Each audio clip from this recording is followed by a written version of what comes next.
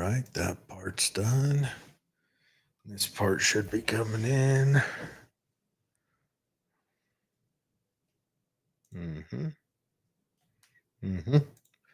Hello, everyone. And just a second. Oh, I think it's kind of live, but Facebook. All right, we're live now. Hi, everybody. Welcome to Political Head Trauma. Yes, where if Head Trauma had a podcast, it'd sound like this. Hey, Greatest. remind me again where that saying came from. It came from Brian Schott. My deepest condolences to the man. Shoot.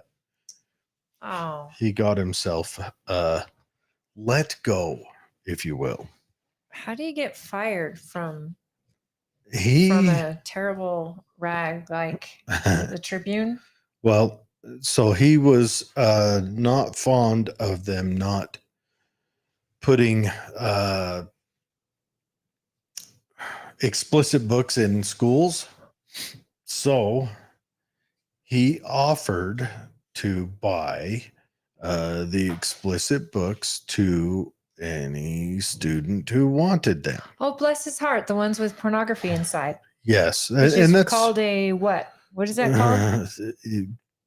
Pornography. A crime. When you give it to a minor, a crime. Oh, yeah. Right. It's but anyway, so yeah. Hi, Mom. Hi, Mom. Hi, Carrie. Thank you for joining the show today. Happy birthday. I think you just had a birthday, Carrie. But so he got let go, which is, kind of fitting. He still won't let me follow him on X. Oh my gosh. How do you even sleep at night? I don't know. I do want to follow him. I've been trying to for years now. Wow. Years. Let me see if he just hates everybody or. That'd be funny. He doesn't let anyone from Utah follow him or anyone outside of Salt Lake. Let's see. Anyway, so there's been the DNC going on the whole time this whole week. Oh. I have not caught much of it, just little sorry, doing all this. I'll tell you guys right now. I tried to watch the DNC so that you guys didn't have to, so we could just talk about it here and give you kind of the updates and everything. But that was hard. That was hard. Was it? It was kind of interesting because they were they went through a whole convention without talking policy at all. This one, they're not. The Democrats aren't running on policy. They're running against Donald Trump. Right. And they said his name, I think, 128 times. Really? And in the convention I attended in Milwaukee, they used Biden's name two times. Well, yeah. How do you spell that guy's name? Brian Schott, I believe. But yeah, so he the things I've caught, it seems like the Democrats are trying to take back patriotism. At the end of the convention. Yeah. They brought in some flags even at the end of convention. Yeah, well, it's not just that, but they've got camouflage hats. They're using all the accoutrement that I'm talking fancy because I'm about to drink some Snoop Dogg wine. All the accoutrement that you generally see conservatives use, you saw conservatives use the entire convention. Well, conservatives have been using not just in their convention, but they've been. Oh yeah, always. One more second. I remember a story come out a year and a half ago or so where it was a newscaster lady that said, when I see a truck with a flag on it. Yeah, she feels scared. She feels scared. She thinks that's a racist and things like that. And my thoughts are, you guys, you don't have to feel that way. You guys gave up that. You gave up the feeling good about the flag, feeling good about the other stuff. It's your flag too. Yeah. It's your flag too. One of and- those stars represents the state you live in, and both sides died and bled for it. So it's no party's flag. It should be It's- something we universally appreciate. Yeah. But it makes me, my weird mind starts running. I start thinking, like right now, if let's say, just hypothetically, like a false flag, yeah, we've got to show, you've got to actually probably pull it back, but we'll lift it up here in a second. Yeah, I mean, if we're going to do free advertising for Snoop Dogg, we might as well Snoop do it right. Dogg, he needs all the advertising he can get, I'll bet. Did you see the cork even has Snoop Dogg on it? Little Snoop Dogg on my cork. Yeah, so Anyway, so it makes me wonder if we're going to see a flip when it comes to who signs up for the military, who does things like that. You know, that we have to. They're getting us into wars. that interests me. Like if it, let's say, just hypothetically, that there was like a false flag.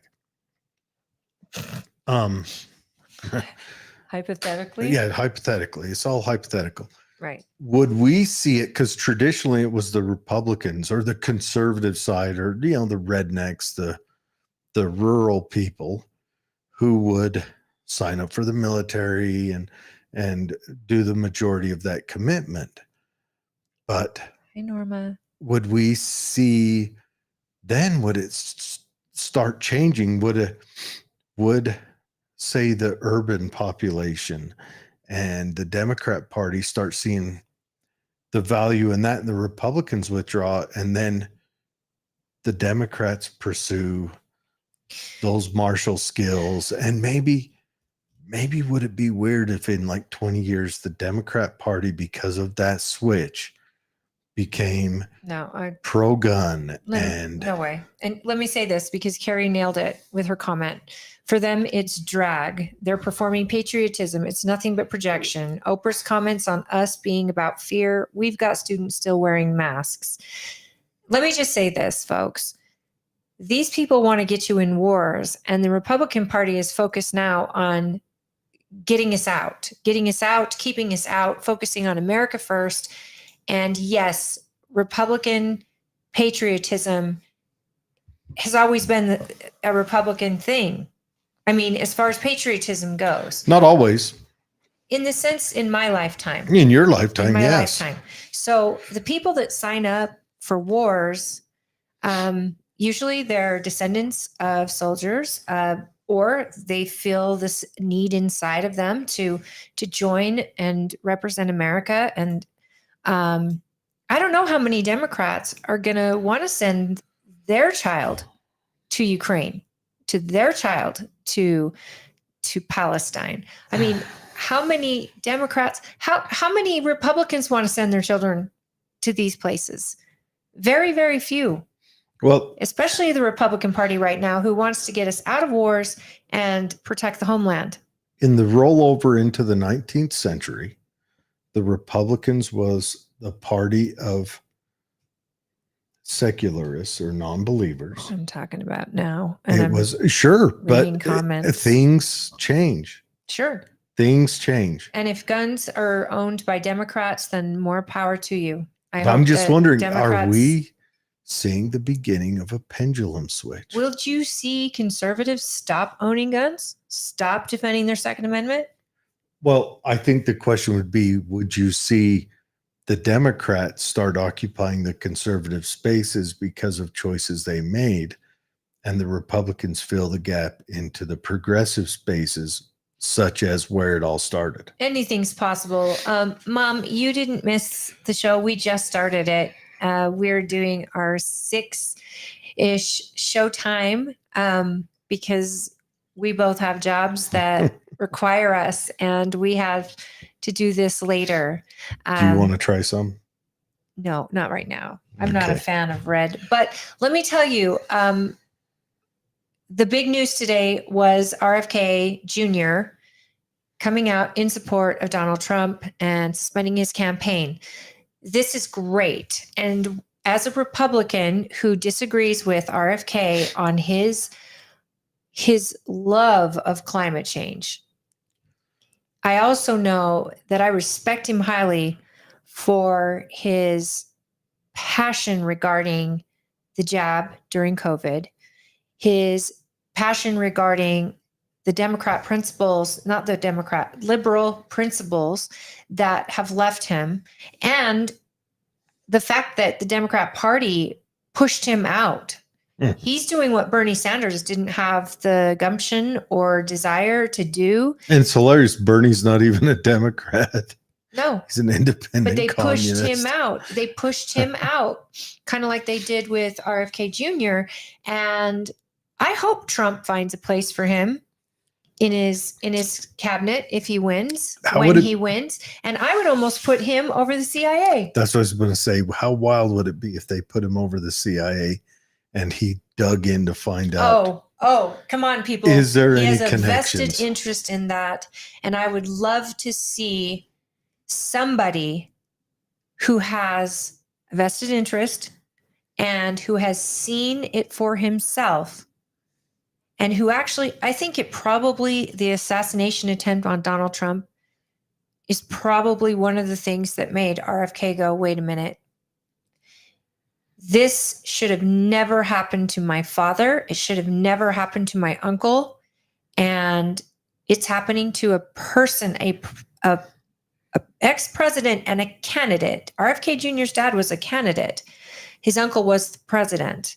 And the CIA and the FBI locked that down quickly, and we're watching in real time information allegedly dripping out. No, they locked it down quickly. Oh, well, they did lock it down. That's where the word information drip, and conspiracy theory words. That's where all it comes came from. out. My favorite part is Alan Dulles, the guy who got fired from the CIA by JFK, got put on the investigation. Mom says that Trump has said he wants to invite all the soldiers back and would give them pay over those let go for refusing the COVID vaccine. That's an interesting thought. You know, the Navy invited back some, I don't know, something like 13,000 sailors who said no. And I think it was 2 or 3 said, okay, we'll come back. Right. Because they were serving under a commander-in-chief and that instilled mandates in them and took their livelihood and their patriotism away from them because they refused something that I also affect wonder, their whole lives.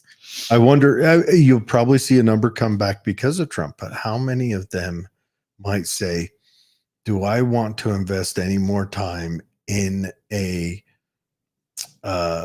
job, a career that can be stripped from me so vainly? Yeah, based on who's elected. That's a question. I don't know. That all remains to be seen. But we'll go through all these comments that rolled in real quick. Carrie says, you guys are on top of this today. Yeah. Thank you. Thank you Comments. for tuning in and for participating already. I'm so excited to hear from all of you. She says, thank you. You got to look up blankets. Flat out pedo takes small child into a bathroom. Is that a book? And they were putting that in the school. See that. Look, I'm all for in public libraries having any book in there. All for it. But I think they should be rated. Well, rate them or not, but I'm all for public libraries because schools are something different. One, schools are not voluntary. You have to, be a part of that education system. And also you're kind of turning your trust over to adults, and you expect them to at least uphold your values while your child's there. Public libraries are funded by your taxpayer dollars. Sure. And I don't want abortions paid for by my taxpayer dollars, just like I don't want my child's mind disrupted by taxpayer dollars in a school, in a library. But if they rated the books, gave them a rating to PG, G, rated R, whatever. I mean, if the local teenager down at the movie theater can ask a child for ID they think is under 17 to say rated R movie, why can't a public library do that? Well, I think under 18, you have to get your parents' permission to have a library card. So that's the crossing point. Right. I but- want libraries to be, I am a free speech absolutist. I am an absolutist. And I'm not saying banning books from public libraries. But school is not voluntary. No, And that's where I think it crosses a line. but neither are taxes. No, taxes are not voluntary. And that's how you get public libraries. It's through taxes. Sure. And in a public library, these books But people can who be put in the children's section so that a child picks it up and is let me ask you a looking question. at these books when there should be a rating I'm on gonna them where they flip it on belong ya. in certain Are you sections of ready? the Are library. you ready to drink it in? I'm not even drinking.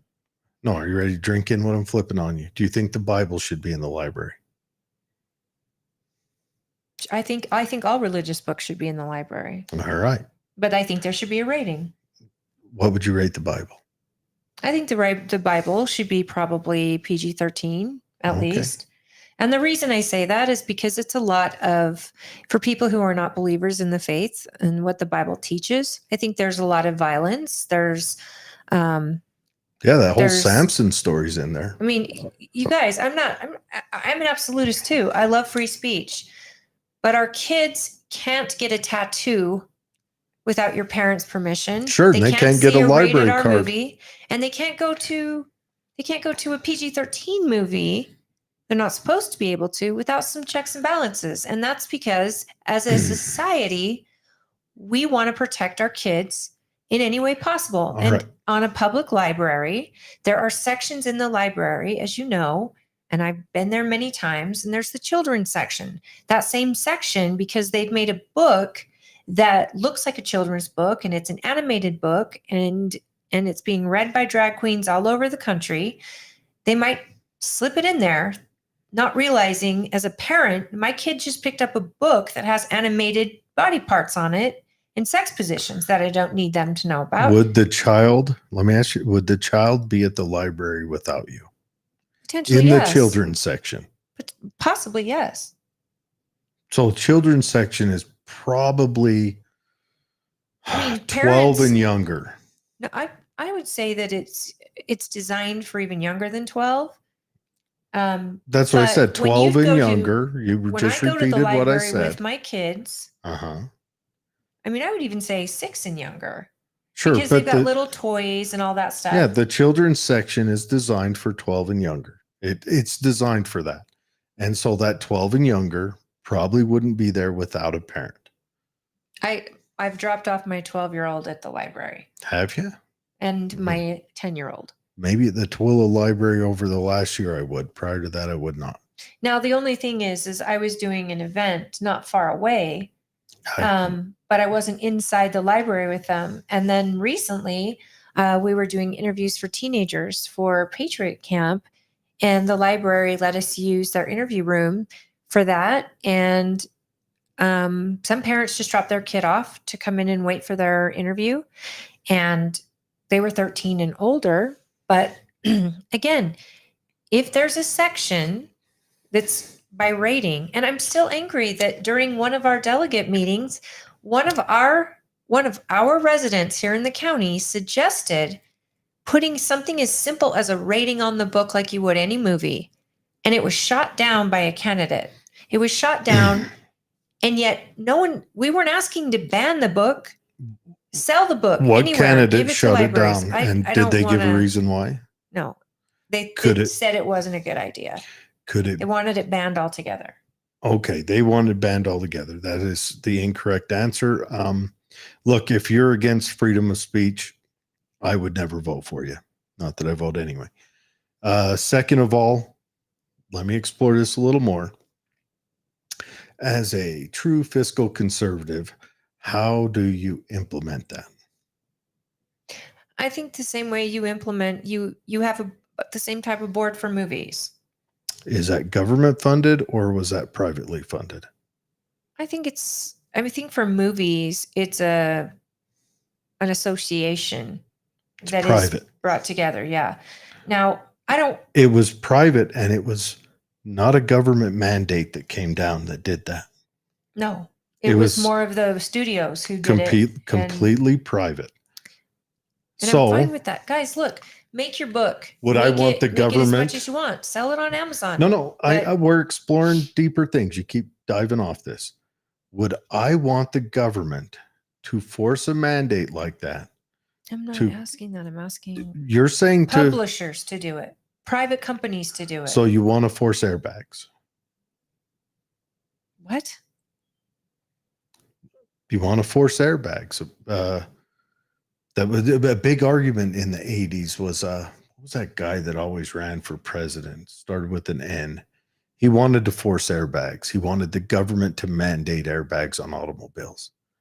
Well, And airbags became the norm They in did, automobiles but- because customers started to seek out Yes. those automobiles. The free market said, yes, I want an airbag. And now I own a yes, vehicle that has like 12 of them inside, and I'm happy Yes. for it. It saved lives. yes. But what you're speaking about is you want the government to mandate this control, No, I don't. which means I have to pay for it. No, I want it done at the level when the book is written.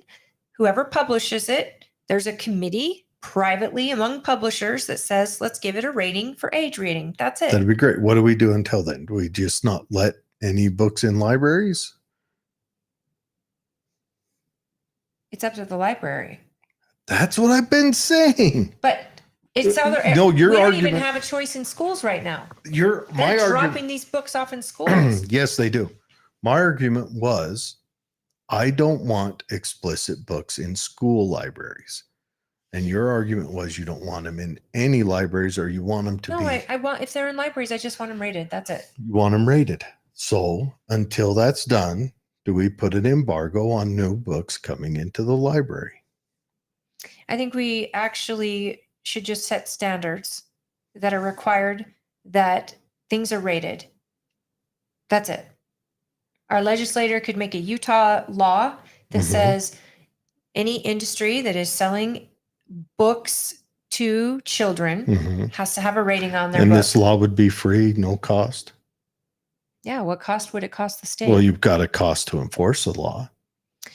Well, the thing is, it's going to get, there's kids that go see PG-13 movies all the time, and there's no Sure. penalty other than they could lose their opportunity to go back. Yeah. if No, it- the enforcement's not to the consumer. The enforcement's to the producer. So let's say a movie company, but if Universal, they're not arrested. They're fined, they're drugged through court. There is a law enforcement mechanism that has to be funded to deal with it. okay. O'Malley, when I refer to Republicans wanting to get us out of war during convention, the one thing that was talked about was getting us out of foreign wars and getting us out of being the world's, what is it called? World police. The world police, and getting us out of Ukraine. Stop funding wars in other countries, especially other countries that, and stop paying so much for countries that we're protecting with these agreements. Now, I kind of agree with O'Malley on this. You have the populist Republicans and the ultra left Democrats both want us to quit interceding to different degrees in foreign wars. Some of the ultra left like support in Ukraine, but are anti-support in Israel, and the Republicans have a vice versa thing. But then you've got the extremes that want us out of everything. Well, and it's Trump a wants spectrum. us out of it. Yeah. Trump Even Israel. I mean, he said, has let's a big, stop sending American dollars overseas when we have problems at home. yeah, Trump is a big populist. Is it a nationalist? Well, I guess you could call him a nationalist, but I mean, he's a what- populist. Okay. So Populist that's what I mean. is when you carry an opinion that doesn't go along with the traditional political values of the politically motivated. It's where you go along with the values of majority or certain amounts of the population. Carrie says add a label sticker just like they do for reading labels. That'd be fine. I They're just wonder. that the American Library Association is internationally rewriting our classics. Anna Green Gables, Little Women, Now They're Gay. Just a sticker or a queer section so people know what they're reading. Even that, let's have a LGBTQ section in every library. I just wonder, Boom. How do you pay for that? Do you pay the librarian extra to review every book that comes in? Does this have a lesbian theme in it? Then I set it up. You've got to. I think a lot of books everything has a say cost. they do. Everything has a cost. Right, but you cannot put a price on your children's innocence. No, you cannot. And you know how you protect that? Don't take them to public libraries. You protect that. When the child says, "Hey, I want to check out this book," you say, "Let me have a look at it." Right. And then you're the filter. Just like when your child says, "Hey, I want to go see this movie," and you say, "Give me a second. Yes or no?" But have you ever taken your child to the library when he was little? Yes, I have. And they get to play and get and look at books. There wasn't much playing. It was the Grantsville Library back in the day, and it was just a hallway. Right now, and I would never take my kids to the Salt Lake Library and drop them off. No, ever. no. But nor the Tooele Library 2 years ago. Yeah, the library in Tooele has a really cute area for kids. Yes. Where parents can sit and read a book while their kid is playing or picking up books. I think that Carrie's idea is brilliant because that requires no cost. Most books will tell you if it's an LGBT friendly book anyway, it'll say it right on the book. And that I've seen the books that are on the list, they usually will mention that. And all you got to do is have a section in the library that is LGBT friendly and make sure that it's got everything that a kid will feel comfortable going in and looking at books. But parents who don't agree with a certain book or anything, I mean, that's if the child is with you at the library. Now that, again, you should probably be with your child. I think a better law would be no unaccompanied minors in public libraries. And there you go. And that's simple. But how do you enforce that? How do you enforce that? Like the librarian, you have to show a card to go in. Yeah. The librarian says, "Oh, you're a minor. Where's your parent?" What do you deem a minor? Under 18? Sure. We can go whatever age you want. So I have to go with my 17-year-old. Sure. Or so you can go online, and you can sign a pre-waiver on the website. Okay. Well, I mean, again, I'd like your comments on this because I think the last thing I want to do is ban books, and the last thing I want to do is to infringe on the free market. I just think that there's got to be a way that we know if what the child is reading involves sex. I don't care what kind of sex. I don't care if it's heterosexual or homosexual. Sure, and I think it's apparent. Any of that, and I agree. Mick Week says, "What you sipping on?" All right, do your commercial. I got me some Snoop Dogg. It's called Cali Red by 19 Crimes. Snoop Dogg wine has Snoop Dogg on the cover. Yeah, but can I taste it? Snoop Dogg on the cork. It's actually not half bad. I'm impressed with Snoop Dogg wine. Oh, for shizzle. For shizzle? That's like a sweet red. Mm-hmm. Yeah, it's quite good. It's not a Merlot. I like Would a little more. It over there? Oh, you want to put it on my side? I don't want to dump it on here. I like a little more tannins in my wine. I like a dry wine, but okay. Yeah, okay, Lindsey Graham, that's fair. And a lot of other Republicans now, we're being very, very loose with that R in DC. We all know that. That is the swamp of DC. And I mean, even Nikki Haley and even, Mitch McConnell, all these folks, because war is good money. And the Republicans used to be great at that. George Bush, his father,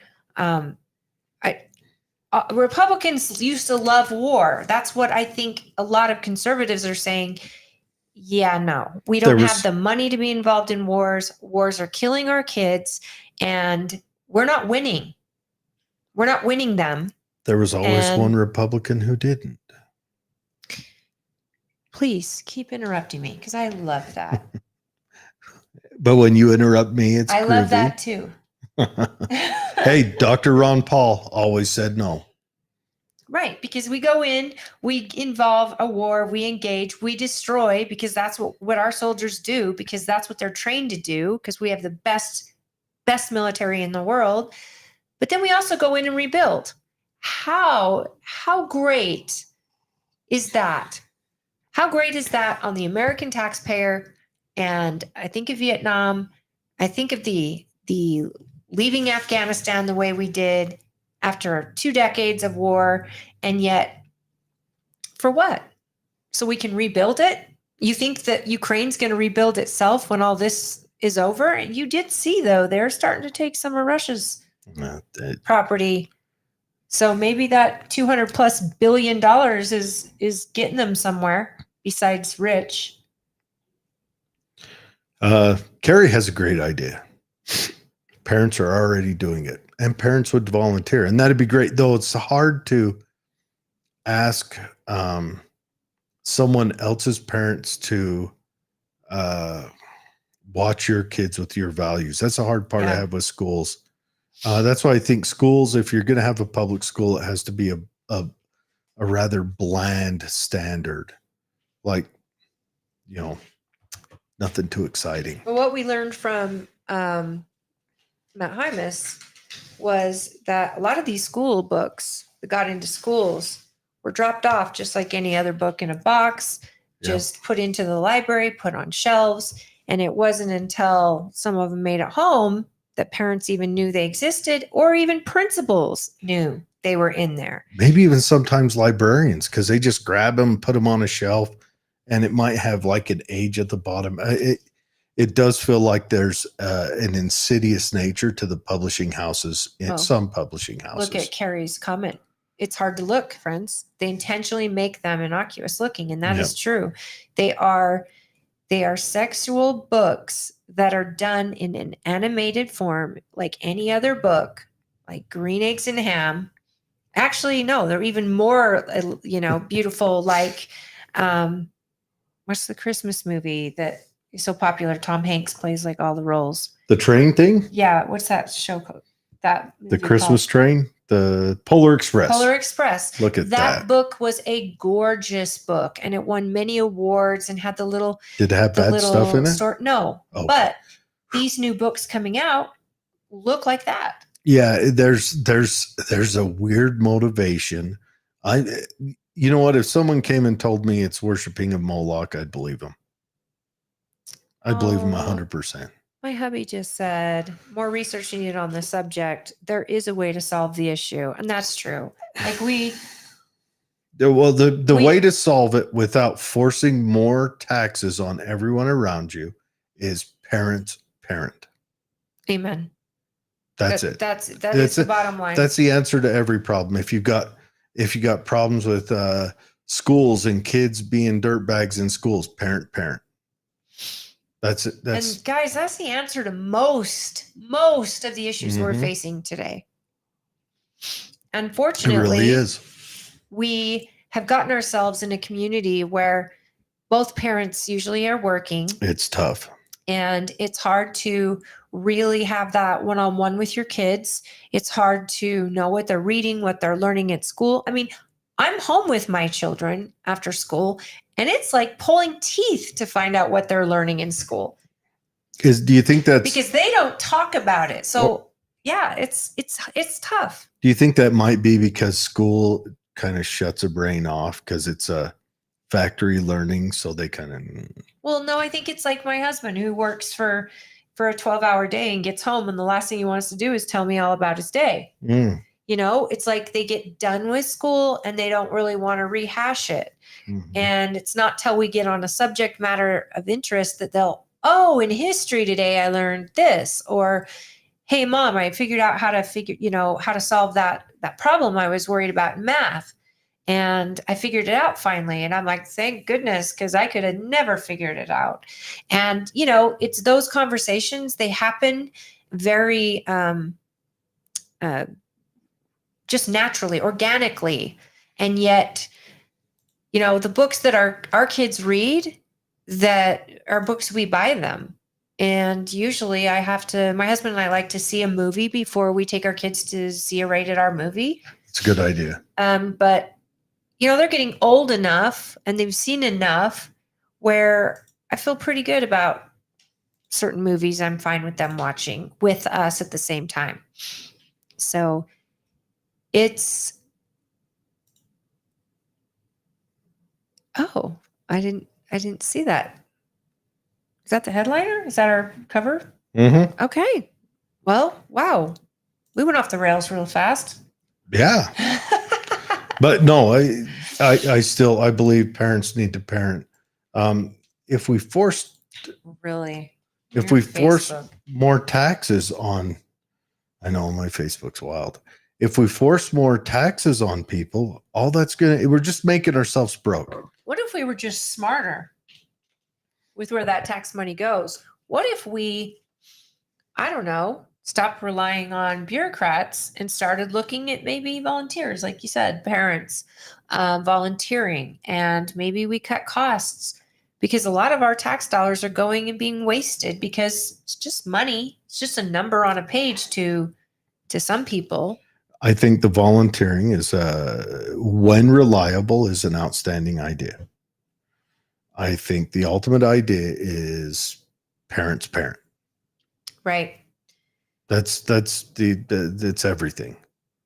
And that's how you produce a healthy society. O'Malley said, we had plenty of books at home. I never took my son to the public library. I read him the classics, which is great. Yeah. I wish more parents had that. Mm-hmm. And I'm sad to say that a lot of parents, I mean, yes, you should read your kid every night. And the school that my kids go to, they require your kid reads 20 minutes at least every night to you. And I love it because it gives us that one-on-one time. You get to hear how your kid's doing in the reading department, but then they can read anything they want. So why not? Why not pull out the classics and let them read, every night for 20 minutes? And sometimes they go longer because they're interested. But parents that do have the luxury of being highly engaged with their kids, I call it a luxury now because this economy has required parents to work 2 jobs. And both parents and kids are getting lost because of this economy and COVID and all that crap. Mm-hmm. Which was a great opportunity for books that came out to sneak their way into schools quite easily. Yeah. Oh, well, there's been seriously, you can't convince me they're not worshiping Moloch. There's a push from the hard left to corrupt the youth, to corrupt the society. And I'm wondering, I ask myself, what is their goal in the end? And is it to have sheeple? Is it just a perversion? Both sides want sheeple. There is a part of it that's perversion. Is it just a perversion? Is it a desire to cause so much chaos that it collapses and then you can rebuild it in what you want? They want to destroy the family unit. Well, of course. And that's the first step, because once the family unit is destroyed, then morals, principles can be messed with. Is it the Marxist idea under that then? Or is it,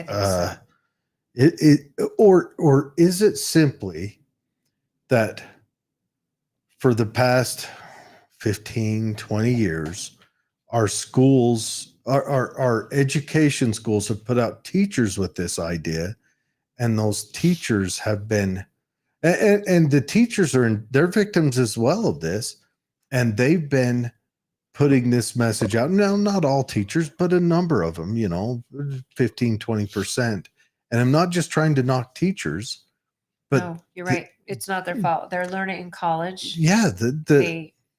To even pass or graduate or be accepted, they had to follow these type of principles that were more Marxist, I think. Yeah. And so then the teachers start teaching to your child young. We saw during instances of when they were Zoom schooling that they would, don't let your parents hear this. Don't let your parents see that. I mean, it was a double-edged sword. The teachers unions and the teachers wanted to stay home and get that easy money. But then we saw behind, or some parents, I mean, my kid's an adult, but they saw behind the curtains, and it caused a lot of parents to pull their kids out of school and test the homeschool, even if it was just for a year. Like my sister, she asked for the, I guess, syllabus or whatever of the sex ed when my niece came home with the sign-up sheet, and they said it's not available to you. So she said no. Yeah, we just got that same thing with our daughter. And the difference is, though, at my school, I could go in and work in that classroom, volunteer time in that classroom during that, if I didn't embarrass her terribly, to have her mother in there when they're talking about it. But also, I figure, they're pretty upfront with that syllabus at my kids' school. Yeah, and that might be the big difference where Grantsville said, well, we don't have it available to you, or you can't see it. It should be online because it is a public school curriculum. They told her no. But I'll tell you this. Of course, this was 2 years ago. I recall when sex ed was being discussed in schools and whether we should keep it or not. And we had a representative out here, and it came out that, well, who provides the curriculum for sex ed? None other than Planned Parenthood. I wondered when that started. Do you think Planned Parenthood, like when we went through sex ed? Because I remember when I was in junior high, about 7th grade, they kicked it off, or 8th grade, but they had a boys sex ed in one classroom. Oh, no, it is 7th. And the girls sex ed in another. For the first one, they had us segregated, which I think is an outstanding idea. Are you talking about the maturity meeting? No, that happens in 5th grade where they separate the two. That stuff was long. Maturation was long after I was out. They just had sex ed. Sex ed was... and they had it like every 2 years in your health class after that. But the first one... We had it in co-ed in mine. Yeah, it was co-ed. But the first one in Grantsville, I grew up in hillbilly town where we slaughtered animals for a class. But the first one was separated, I think, in like 7th grade. And then after that, we were together, and it was kind of a weird giggle fest because we were kids. Can you imagine being the teacher in that class? It's usually the coach too. I know. It's usually the gym coach or like something. Really, they probably get it because the rest of their school year is easy. Hand the kid a ball. Don't let them beat each other up. Right? I don't know. So they give them that crap class. Pour me a little more Snoop Dogg. We should zoom closer. I feel like we're far away. Do you? So Carrie says, right, have you heard about Mamala Harris? They're painting her out as a sacred mother. More scary, Uncle Stalin, Mao painted as a father, Big Daddy Obama, making families less important. I mean, they've already done 32 abortions as of yesterday at the convention. And they've got 32. They've got on the mobile Planned Parenthood van. The vasectomy one. That vasectomies are a big deal. And you can go into somebody's RV and get nipped. Oh. Can you guys what world are we living in that you go to a convention and get your abortion? The whole thing was about they're worshiping Moloch. And it's all about fear about, this is my favorite. Donald Trump is going to ruin democracy. And I'm saying in my head, first of all, we're not a democracy. Second of all, this is coming from a party who literally stole democracy from every Democrat by putting in Kamala Harris. They put her in. You didn't even vote for her. Democrats didn't even get to choose her. She was never on any ballot for the primary. They voted for Biden on the primary. He had the reins, and then they decide to kick him out, but they don't Article 25 him, even though he couldn't stand trial because of his mental state in another issue. But they don't Article 25 him. They just kick him out, and here's your new Democratic choice for, and I'm thinking, what? How many times can one, you say democracy in a convention, and two, where's the democracy in this party? If we're going to talk democracy, oh, you're going to love this. What'd you get there? Is that a new toy? Yeah, my son gave me this. He got it at a part of. I don't Foldy know. thing. Is it a fan?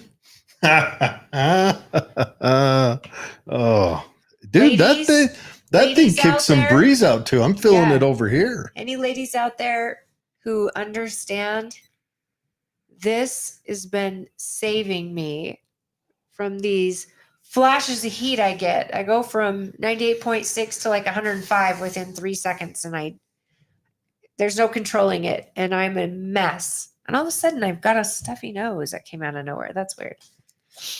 Carrie says nihilism to end history. That could be, or are they? Do they want to end current history and start their utopia new? I don't know. I have some Marxist friends and well-meaning people. They just, yeah. They want to be unburdened by what has been. The divided are easier to conquer, Norma says. Well, It's absolutely true. here's the thing is they believe that these things are possible, that if you take away the ability for capitalism to build growth, that growth will still happen. Like new businesses will appear. If you take away the ability for someone to take the risk, that new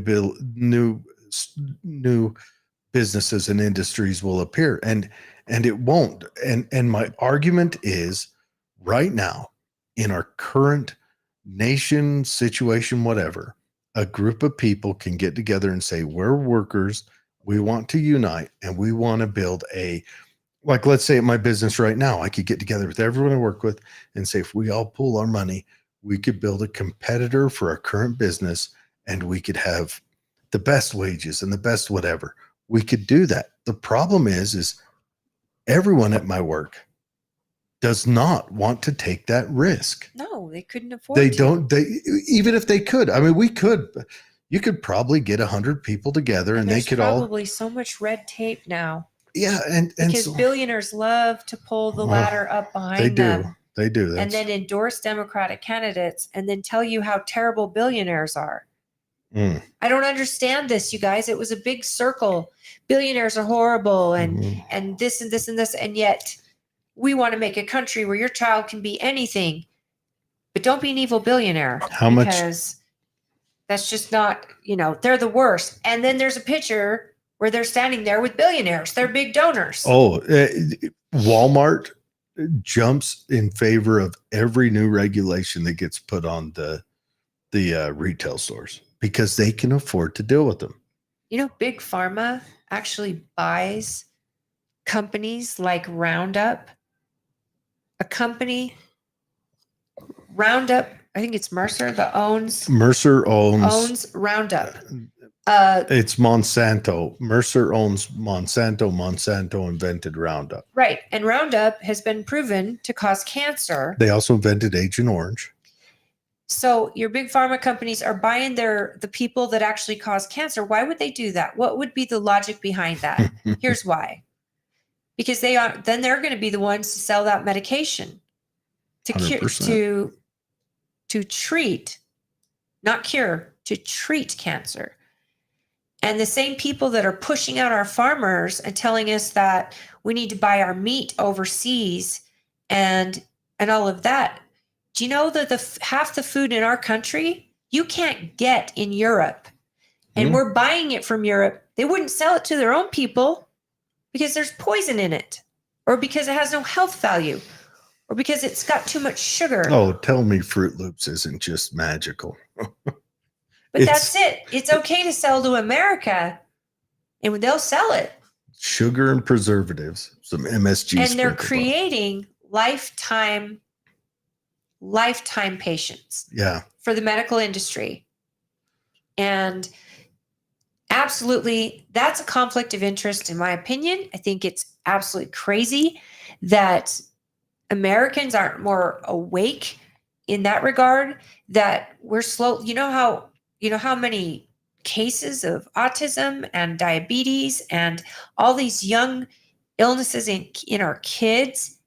What are we feeding them? And then if you did give your kid a perfect vegetable diet, what are they dropping out of the sky? What are they doing to treat the vegetables? What's in the soil growing these vegetables? We have to buy our vegetables from Mexico, folks.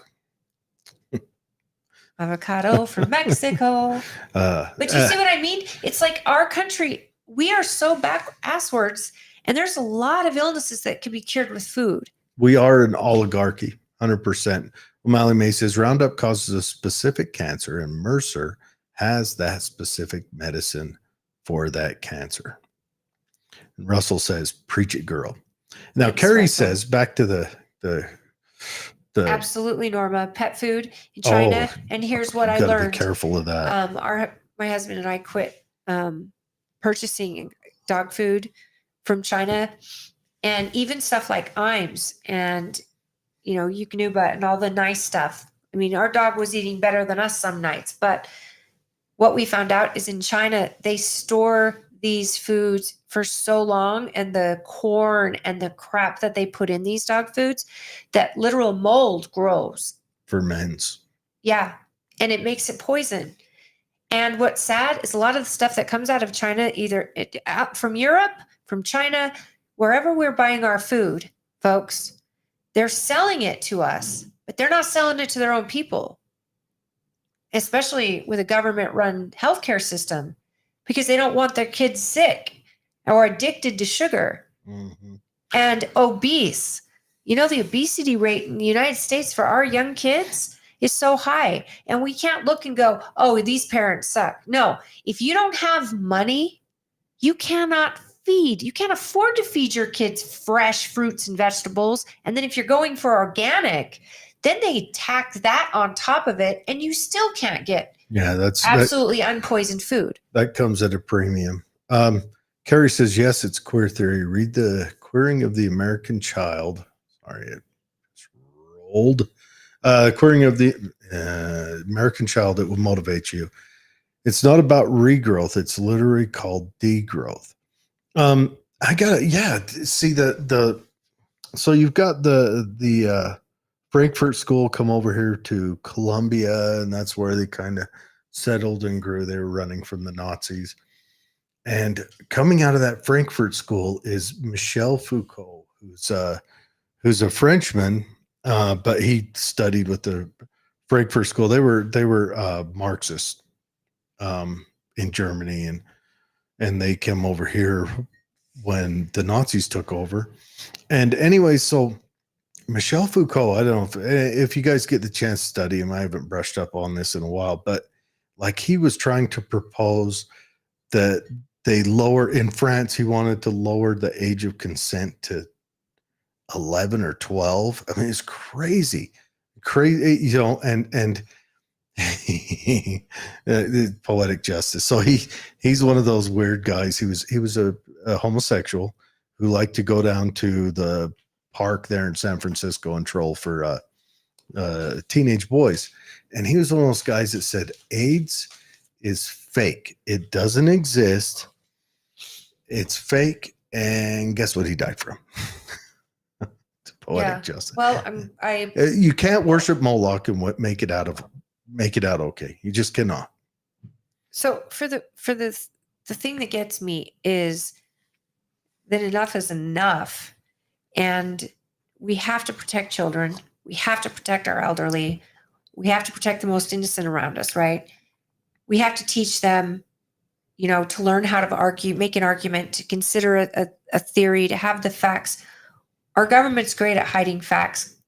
We've got crony capitalism in this country, and it is perverting the entire idea of a free market, because what we think of a free market is not crony capitalism. Mm-hmm. And I'm so tired of, I have health issues, right? I'm so tired of worrying about what it is and not knowing and all of that. And then medicine after medicine to treat symptoms, but not cures. And then I'm looking at how they want to give kids, hormone treatment starting at 11 or before they're prepubescent, and makes them a lifetime member of the big pharma. And yet you could live your life great. You could live your life healthy. My husband's a health nut. But where is it coming from? Where are these healthy things coming from? And what are the standards there? Norma said blood pressure medications recalled 3 times, made in China. In the pandemic, how many medications were backordered because they were coming from China, folks? Why are we not producing our own medicine? Why are we not producing our own food? And then the farmers who are trying to grow our own food here and our own meats and everything else are getting so red taped so that by OSHA and all this other crap to tie their hands, where it's almost impossible for them to run their free market business. So shop local, and if you can afford it. And that's the other thing. Who can afford to feed their children foods without sugars, that aren't processed in some way, that aren't high in sodium, that aren't terrible? It's almost like a luxury right now to have your kid eat an apple. By the way, peaches are $2 each. How about a gallon of milk costing, what is it, like $4 something now? And if you buy organic, it's even more than that. If you don't want hormones in it and crap. Norma says the good old boys syndrome. I wonder if it's all. I'm a firm believer in the Pareto distribution, and also, if you have money, it's easier to make money. It's true, and people who make a lot of money, usually it's not because it's not. I mean, you can take 2 people and give them the same amount of money, and it just depends on their mindset. Like we talked about with Will Roosh, some will be rich, and they will do something with that money to make it grow, make it build. Their lifestyle is different. It could be frugalism or the willingness to take a chance. Yep, or the willingness to or dumb save luck and avoid getting the things they want. I think it's, what's his name? The money guy always says, live, you're going to have to live like no one else so that eventually you can live like no one else. And what's his name? It's okay. We don't have a lot of time, but you guys know who I'm talking about, I think. But the whole point of that is you may have to go without for a while, but there is a mindset to saving and being frugal on the things you need, fixing things that are broken rather than buying brand new, while it makes sense. But stretching your money out, spending your money on specific things, people who are going to make money will always have that mindset. And the people that don't have the education or the tools financially, or have never been taught, financial strategy or things like that, they will spend it. Look at how many bankrupt lottery winners there are. I mean, it's pretty astounding. It's like 95% end up worse off. Yeah. After than before. It's amazing to me. Norma says, so the government can tax at a higher rate. Yes, they do. They tax investors at it's something crazy, like a third of what they tax workers. And I don't agree with taxes at all, but it is crazy how they've separated that so that their class, their political, wealthy class, benefits along with them. O'Malley May says, I really like Costco rotisserie chickens. I get about 2.5 pounds of meat off each bird and make all kinds of stuff and use the bones for chicken broth. That's a very affordable way to eat. I mean, and she makes her own laundry soap too. Oh, she makes more than that. She shows up with the whole apothecary hippie oil works every time. She shows up all the time with that. The thing is, we don't know what We don't know. That's the problem. And it's just become this huge, whatever's, my husband would always talk about, what are all these things in the sky? You know, what are they called? The, what do you call them? What is it? It looks like crop dusting. What is it called? Dang it. You lost me. Well, I used to go, gosh, this is probably from the Jets. Her homemade bug spray. And here's the problem, folks. I thought he was crazy. And then I started to look into it and read it. And it's been happening for years. And they're seeding the clouds. And they're doing all this to promote, rain or whatever it is. What's in the chemicals? Because those chemicals are dropping from the sky and landing in the soil. The soil that your garden is you're growing your own food. You're doing everything right. And then all of a sudden, why am I getting sick? We're eating fresh vegetables. We're eating fresh foods. It's a big circle. And it's because places like, Big Pharma owns our government. They were, Operation Popeye, they were cloud seeding with it's called something else though. Yeah. They were doing that in 72. That's before we were born. Yeah, it's out there. It's open. They were making it monsoon more to wash out. Why? That same stuff that's dropping into our soil, that's affecting that hurts rich people too. It hurts everyone. Yeah, it goes into our water supply. Norma's right. Into our water supply, into our soil, all of that. I mean, why is Europe not buying American products? I mean, when you go to Europe and you go to a grocery store and you go to the cereal aisle, it's probably the size of this wall behind me. The cereal options. Well, they come here and look at our cereal aisle and their eyes go this big and they're like, holy crap, because they don't allow these dyes and these sugars and corn syrup. And yet in America, it's fine. And Europeans have learned, hey, we can make these products. Can't sell them here, but we can sell them to America and we'll make tons of money. Or is it American businesses making it over there and shipping it here? Not that Europe makes anything anymore. They've given up on industry. Donald Trump did the tax cuts for everyone. They talked about that in the convention too, about how these fat cats, these were for fat cats. Only the rich benefited off of his tax cuts. That's absolutely baloney. Everybody got a tax cut. And they are talking this narrative that they've been doing. And you notice they don't care if they've been corrected. The Joe Biden story about there were good people on both sides argument with Trump, even though, I mean, geez. When he repeated it again. Yes. But then you know what he did? He said the protesters outside his convention, there were good people on both sides. He did the same thing that he accused Trump of. And I'm sure there are good people on both sides. There are good people all throughout this country who all disagree and agree, and it doesn't matter.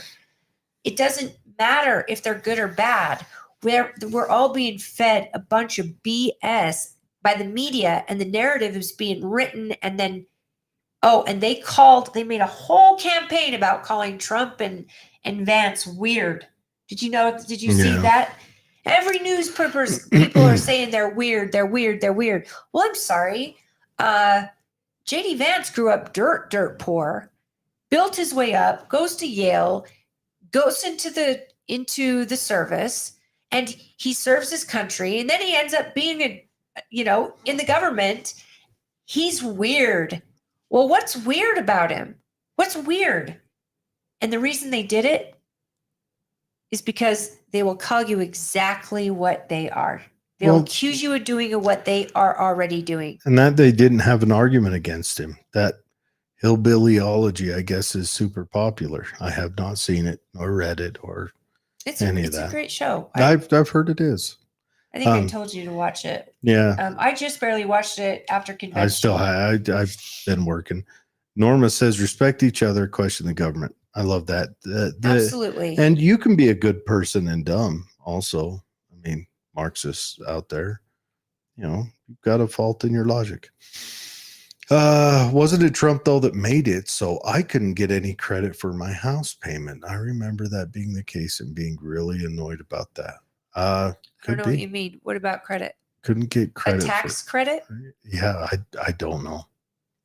You see, a lot of companies with that tax cut, I know personally, because it happened to us, bonused, gave out bonuses, large bonuses to their long-term employees. They hired more employees. They paid more. And I don't know, our house loan, I think we got a 2.3% interest rate. You think your kids can buy a house right now with what it is? And then they turn around and tell you, oh, we've dropped the interest rate. What did they drop it to? Is it 6 now? 6.6 or something? Well, a pal just came out today and said that he's going to do a rate cut, but the prices that are there are already there. And O'Malley May, you're probably right. He probably did that because taxes are evil. They're theft. They are when they're Republican taxes. They are when they're Democrat taxes. They are across the board. They were promised to us in 1921. It was going to be 2% on the 1%. How's that going? Give it 20 years. Right now, Kamala Harris is saying she wants to have price controls. That's the death knell of every nation. That's communism right there. It's the death knell. Regardless of what side it comes from, that's the thing that that destroyed Venezuela was when they put in price controls. Can I just add something though? Mm-hmm. You heard all her promises, right? Yeah. Are we forgetting that she is serving currently and has been with the president for the last 3.5 years? Are we forgetting all these promises she's going to do day one? I'm drinking this wine. Why don't you do it right Kamala now? Why don't you do it right now? Oh, no.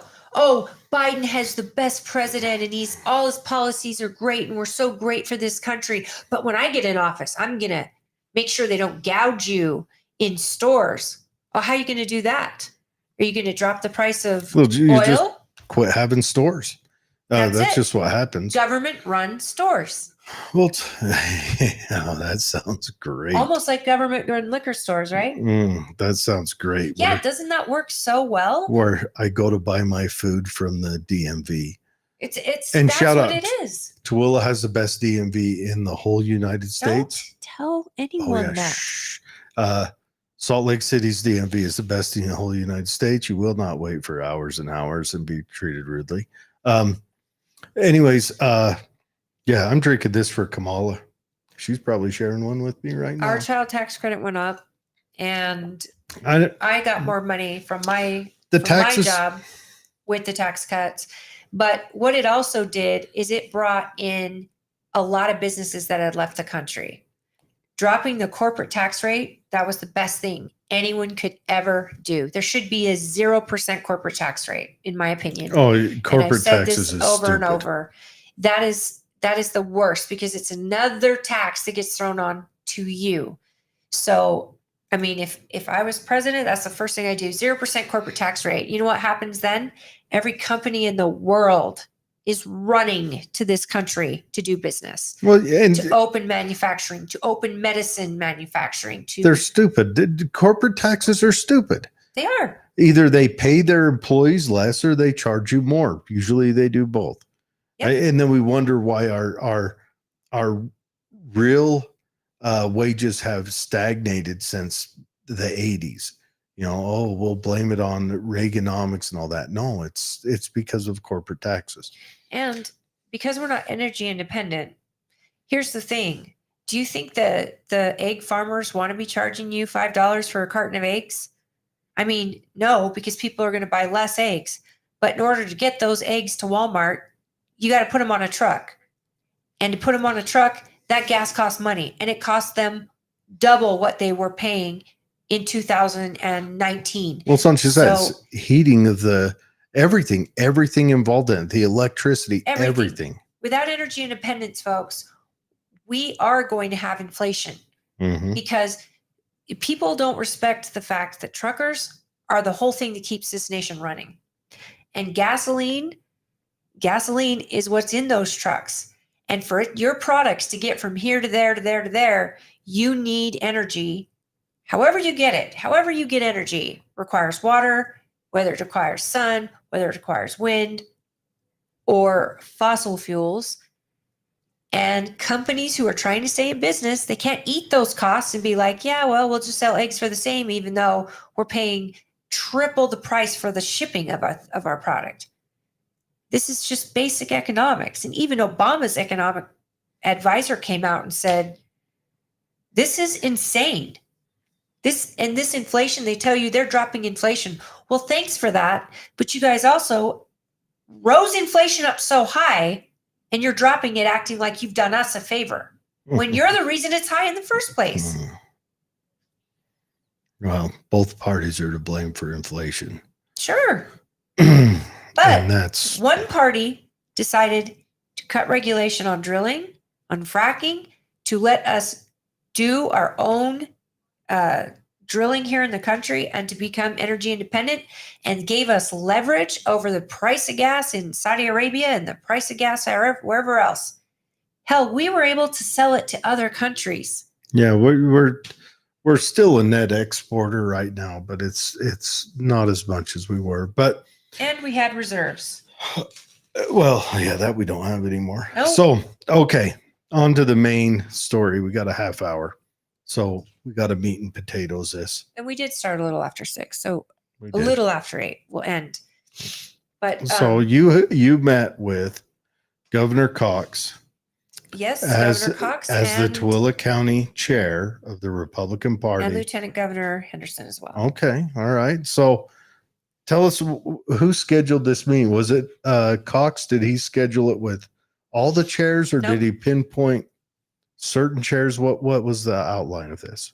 Well, the outline was pretty incredible. He reached out to people that had disagreed with him, and people that had issue with him and his policies.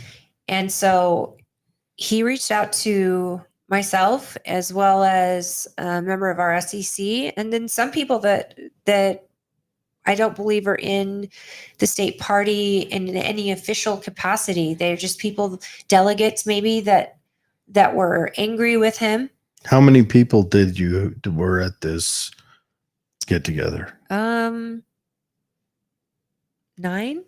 Okay, Maybe. so very intimate. It was very intimate. Okay. And he has multiple meetings happening. He's having them all over the place. He's reaching out to people who disagree with him, and he's calling it a grievance meeting. Was he it wants people? to hear your grievances, and he wants to hear what you're angry about, and he wants to address it. So was it people all from Tooele County No. that you were there with? So you were. I was the only one from Tooele County, but there was a meeting last night. Well, that Chad had was. more. Chad He went to the one meeting last last night. Okay. I went Wednesday. All right. So tell me about what are some of the grievances you brought up with him? Well, one of the grievances was that. Okay, one of them was we talked about the law the veto that he made regarding the trans kids in sports. I asked him about that veto. I think that was a surprise to a lot of us. Why would he veto that? Kara Birkeland had worked on that bill with a number of legislators, and this is something that really bothered me. And I had to tell you that it was very impressive, because since I had this meeting, I have reached out to people to find out if what he said was accurate, and it was, according to legislature. So this bill was written in a way that it was kind of hurried, and it got passed on the last day of legislature in the last hour. What the governor wanted was a commission created, because at the time there were 4 trans kids in the state who wanted to play on other teams. On the opposite sex team. And many of you may be surprised, but out of those 4, 3 of them wanted to play on boys' teams. So 3 of them were Girls transgender boys. who wanted to play on boys' teams. And what did they want to play? Did he mention He that? didn't get into that. Okay. But he said, I want a commission that would have doctors a part of it, independent doctors, independent sports specialists, to look at the basics. One, is it safe for the person, for the child? Is it a sport that it would be safe? 2, if it's a boy wanting to play on a girl's team, what is their muscle mass? What is their bone density? What is their testosterone levels? Where, what exactly are we dealing with here on an individual basis, where still you're protecting the child's privacy, but at the same time, there's sports specialists evaluating, going, no way am I going to let this person play on my girls' volleyball team because he can spike a ball and probably give her a head injury, right? So this commission is what he wanted. It was not in that bill. So what they did, and at the same time, Idaho had passed this bill right across the board, making no transgender kids allowed in sports. Idaho was also being sued ridiculously. Now, the lawsuits were very hard on Idaho, which our legislators had put money aside in this bill to fight any lawsuits that may come up. But once they saw what was happening to Idaho, it freaked them out a bit. Some legislators went to the governor and asked him to veto the bill. They wanted a special session where they could rewrite the bill. This was not advertised, folks, at least not to me. Have you ever heard of this before? I don't know. I'd never heard of this before either. Cox got one hell of a bad rap for this. But he did veto the bill, and he called a special session. I do recall the special session. Got all those legislators back in the room, rewrote the bill, including the commission, and saying that it would be on a person-by-person basis, but as a whole, in the school districts, transgender children cannot play on the other sports. Immediately, a lawsuit was filed against Granite School District. And when that happened, a judge in that case decided to put a stay on this bill, on this law, meaning you can't enforce this law. Was Granite enforcing this? Yes. Okay. And let me tell you, you want a lawyer magnet, folks, make a bill like this in your state. Lawyers will move to your state just to find people to sue the state. And that's what's happening to Idaho. So the judge put a stay on that, but it did not include the commission that was part of it, which means even now, that idea of creating a private commission that would determine whether or not a lot of these were girls who wanted to play on boys' teams, which you didn't hear about that. 3 out of the 4 were girls who wanted to play boys' sports, girls who were trans to become male and wanted to play on boys' sports. This commission that is put together, a doctor could say, I'm sorry, if you want to play football, yeah, you could be the kicker. But if you get tackled, your injury potential is very, very high. And then sports specialists are saying, well, I don't think anyone would want you on the team because you are a high liability risk, whatever it was. But it was private, and it kept the trans child private, and these determinations were made by a commission. That special session was meant to fix the bill, at the governor's request. He did call it, and legislators agreed. Granite School District, still in that lawsuit, I believe, but the governor did, or the judge did put a stay on that. So that, for me, made me feel a little bit better. One, I don't want our state going bankrupt in order to fight a bill that even legislators thought needed work. They thought they fixed it. This commission is a great idea. It's still giving the trans child an opportunity to plead their case. And, some girls are built different, as we know. And some girls have been accused of being boys, and they are not, because they're built different. This commission was designed to help the trans kids and to figure out if it was safe for them or not, or the people they were competing against. That was information I didn't know. I brought up the fact that we've got, brought up the fact that what he said, another person actually felt disrespected by the way he treated delegates at convention. And I have a different perspective because I was in a different place at convention. I was in the green room. I got to see Deidre come in. She had her nieces with her. I got to see people being ugly to her, saying words to her that were horrendous. By the time she got into the green room and met with the governor, she was afraid. At least I felt she was afraid. I'm not going to speak for her, but I could understand because she was treated terribly. Governor Cox did not defend that. He did not defend what he said. He said he was sorry. If he could change anything, he would take that back. He said he's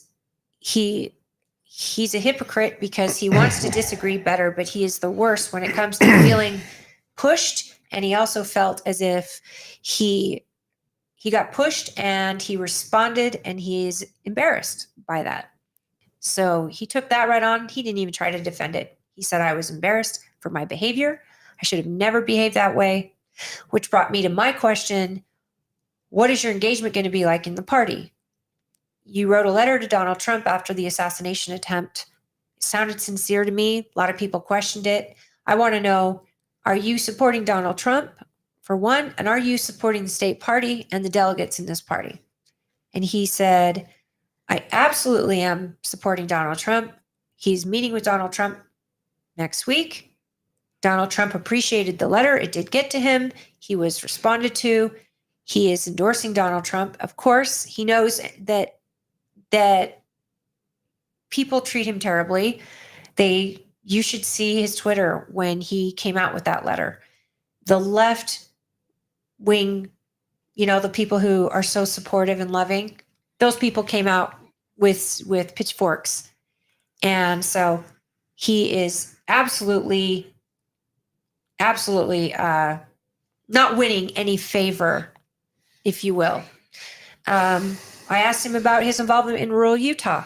Yes, our county voted for him. A lot of the rural counties did not. I asked him what his plan was, and he said he needs to be there and he needs to be meeting with those people in rural Utah to win their support. That wasn't my issue. One of my issues was the pronoun video. Another thing I didn't know. Tucker Carlson went after him really hard on that, given his pronouns. He mentioned the fact that that video was edited and cut and dropped a year after that meeting happened. And that meeting happened with him on Zoom because he was talking to high school kids. And one of the kids in the audience was talking about something very, very sad about the LGBT community. And does he support them? And he said, of course I support them. We're all brothers and sisters, right? And I back them. I don't have to agree, but I want to support them. She then said, that she had a friend that was suicidal, and he had a lot of compassion for her because he could tell that he wasn't sure, but he was worried that maybe she was saying a friend of mine and meaning herself. And he said it was a very fragile moment. And she's like, she then gave him her pronouns, and he's like, he thought it would be funny, like a comedic relief. And he said, well, my pronouns are he, him, I'm Governor Cox. Then the video was edited. A year later, it was brought out to smear him, and it went viral. He still to this day doesn't know who edited it, doesn't know who put it out there. That video, that Zoom call, I saw the Zoom call when it happened. It was right after or during COVID, and he's either just became the governor or was still lieutenant governor at the time. It was because I was on a lot of these Zoom call meetings regarding masking and counties and what the health department was saying. And he was over that task force. So he was meeting with schools and things like that. So I think he might have been the governor at this point. And we were coming out of the COVID time because there was a big room full of kids. So I had seen it. That didn't bother me. The pronouns thing never bothered me because in context, if a kid asked me what mine were, I would tell them. I'm not going to be a jerk and be like, well, pronouns are stupid. No, I am a woman. I dress like a woman. I look like a woman, and I am a woman, and my pronouns are she, her. That could be cut right now and used against me in a year, and it could go viral because I said that. So that is what I was really, that one didn't bother me as much as a lot of other people. The next thing, let's get into this Phil Lyman thing, folks, because a lot of you guys are, or some of you are mentioning him, and I'm not reading your comments because I'm trying to focus, but we'll get to them.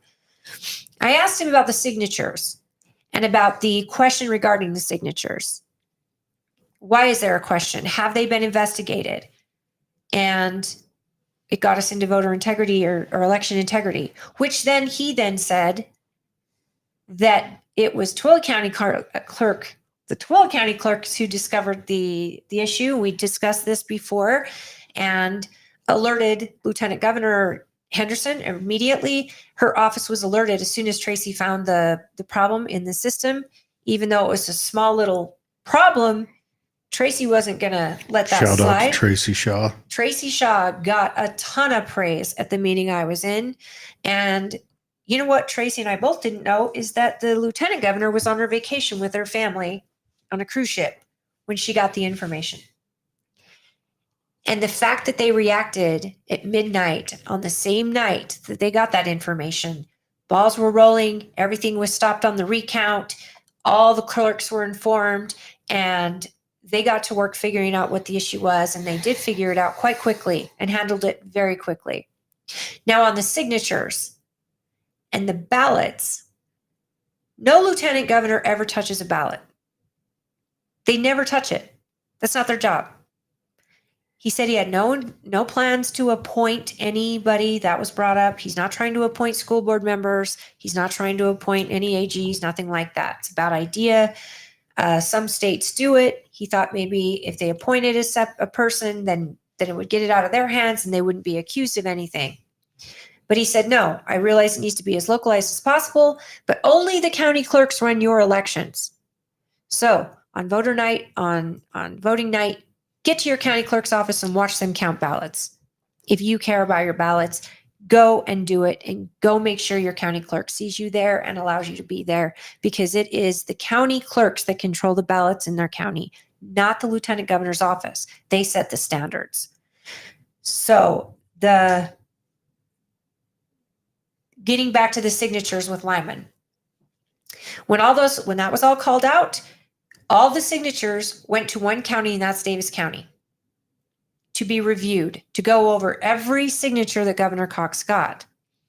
There is something that if you are a registered voter and you have marked that you want to be a private voter, which is highly common for teachers, police officers, people who work in government, bureaucrats, for example, they don't want it advertised what party they vote for because it may affect their job and it may affect their reputation or whatever. And you all have that right. So with that in mind, the private ballots, people who are private voters, those names could not be verified, or only the county clerk could do that. That is not up to the governor. It was all up to the Davis County clerk, and all props to him because he did spend a lot of time. That's a lot of signatures.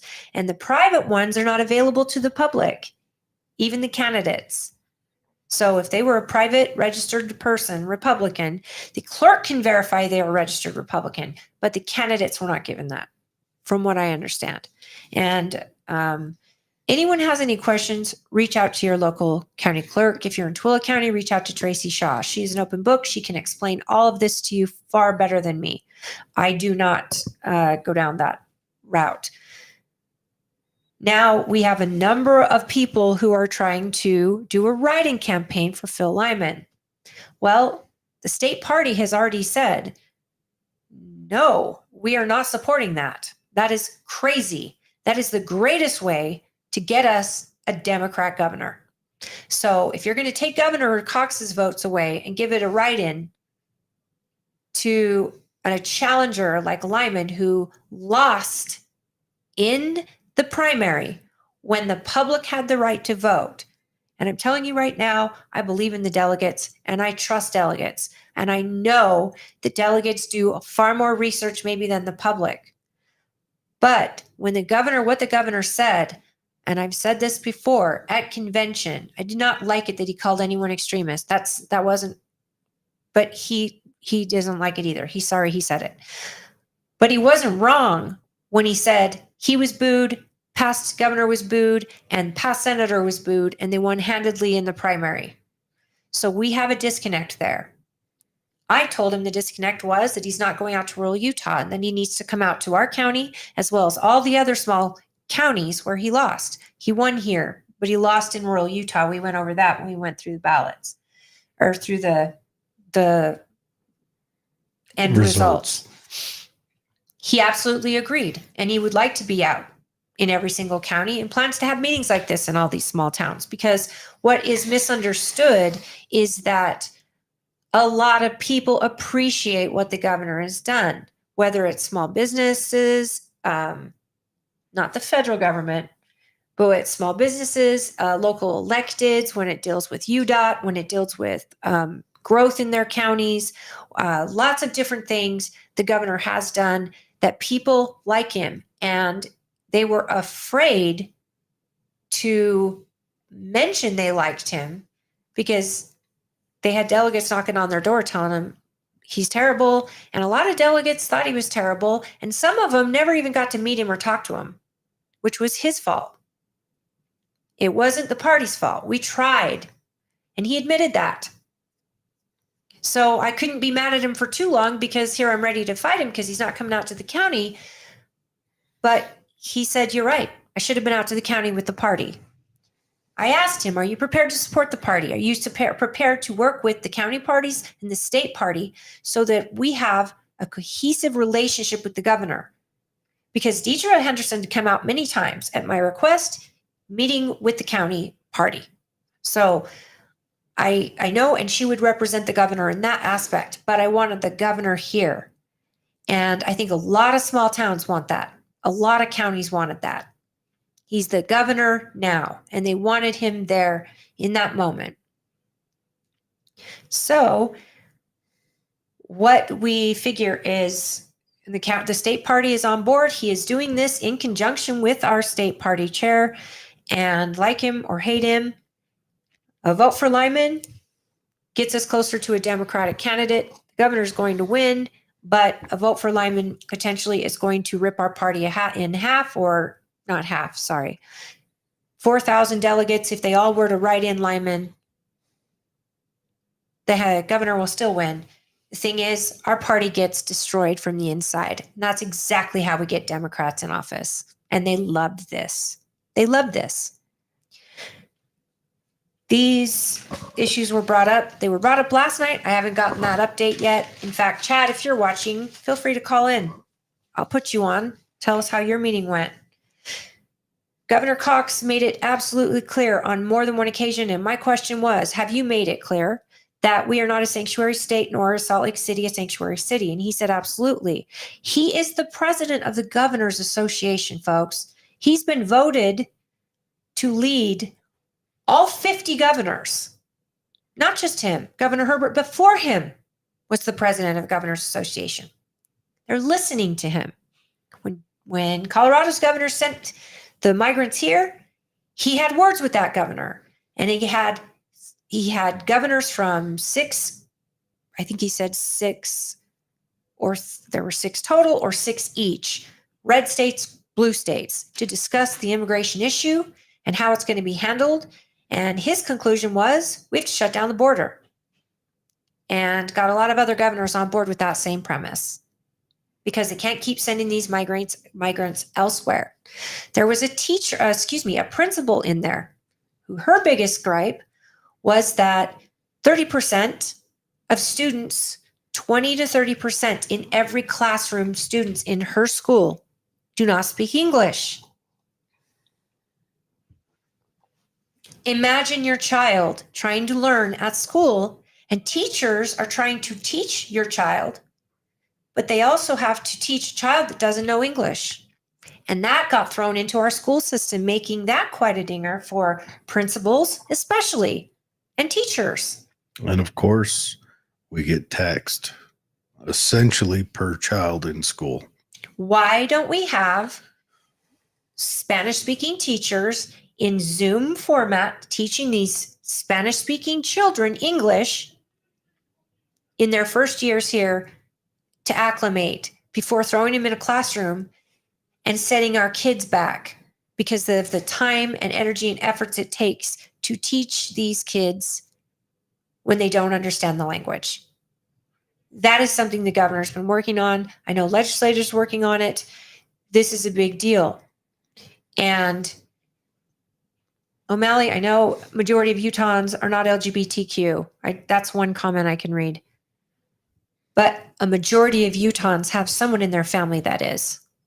And it's okay to love someone who is LGBTQ and still stand by your principles. The governor understands that. I think every single human understands that. We don't have to be enemies with people we disagree with morally or religiously or whatever it is. If we can bring everyone to the table, we are going to have a stronger state. Legislators, our majority are Republican. We could take more seats if we vote Republican down ticket. And I know you're not a Republican, and we are open to having other candidates on this show. But I'm telling you right now, he has to work with all of us, folks, because he's not just a Republican governor. He represents the state of Utah. And we do have Democrats in this state. Democrats who are in the Capitol and Democrats who are in education, lots of them in education. So I didn't go into a lot of the signatures because I can't stop SB 54. That is something your senators in our Capitol have to stop. Our House and our Senate has to repeal SB 54. Otherwise, all the players are going to play in that sandbox, including Democrats if they have to. And that's because SB 54 was wrong when it started, and it's still wrong now, in my opinion. But as bad as we fight and as much as we yell, and I have sat down with our representatives who are ready, and I asked them to run the bill. Let me see who is going to vote against it so we know who to get rid of. I need the Senate. The Senate has to pick up that bill. And I want to make sure that we absolutely get rid of that bill. But until we do, Lyman was gathering signatures, folks. He stopped. It was hard. It was a lot of work. And I'm telling you, a lot of candidates gather signatures. So did Colby Jenkins when he was on our show. He was gathering signatures and stopped. Yeah, the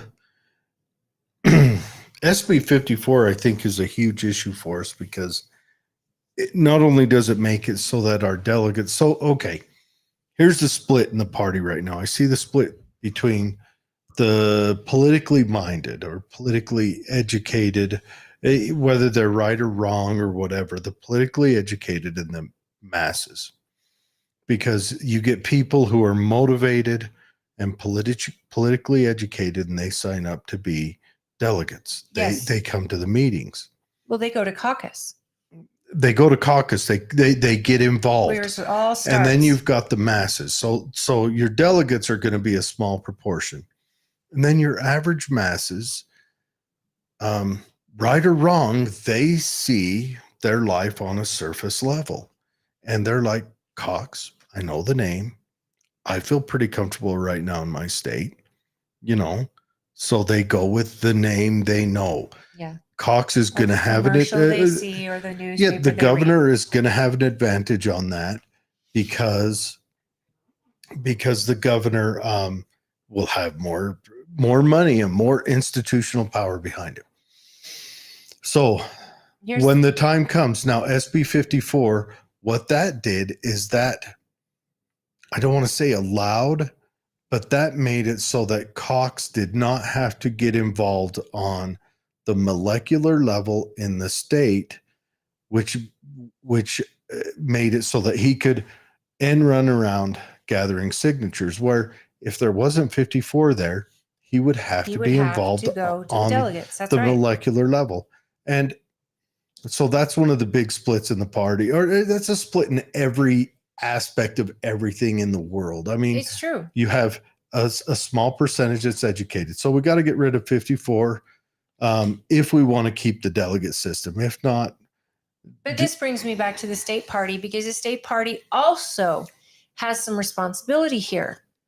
We, county and state, we need larger caucus attendees. You are voted for by your neighbors, but that goes only so far when 20 neighbors show up. When you live in a neighborhood with 3,000 people in your precinct, that's how Count My Vote got through, because not everybody can make it on one night of the year. And when the state gets into it, and they tried very hard, and we are still trying to make sure that we can come into the 21st century with caucus to make it, because it's worth preserving. No delegate has a job. I have no job without caucus. We need delegates. We need those who are highly involved and engaged and are ready to learn and are willing to spend the time. We have people in our county that knocked on every door in their precinct to try to tell them how they were voting, inform their people, to just get feedback. And I have been majorly impressed by the hard work that the delegates did. I informed mine. I walked around my neighborhood. I've got a lot of Democrats in my neighborhood, and they love me anyway. But I don't go telling them how I'm going to vote, because I need to know what my Republican precinct wants. And I voted based on my precinct's wishes. But it took a lot of legwork to find out what that was. And I'm telling you guys right now, the 4,000 votes compared to 1.5 million potential Republicans in this state, the signature route makes sense if we don't have our caucus nailed down. It really does. Because, well, it's not that it makes sense. It leaves an open avenue, and it's tough. I don't know the answer. What the answer is. Do you make it multiple nights? I don't know.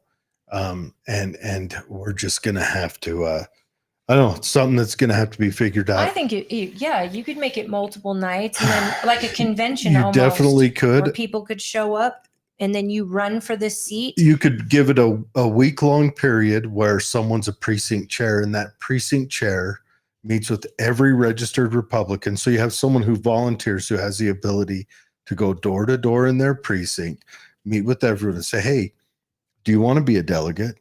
And here's the list of who were voting, just like you ran the precinct night, but they just do it in person. And then at the end of it, they maybe have a meeting. And it'd be nice if the party had money to throw at it, but you really don't have money to throw, like a hot dog party, or something like that. I don't know, but. Well, you know what, like what you're saying on that same point, a lot of people become precinct chairs because they're chosen because no one else will do it. I've seen this so many times. That was my dad. Yet, that's the most important job. They're the governing body of our party in the county. And their job is to rally their people and their precinct and all of that. And it's a big job.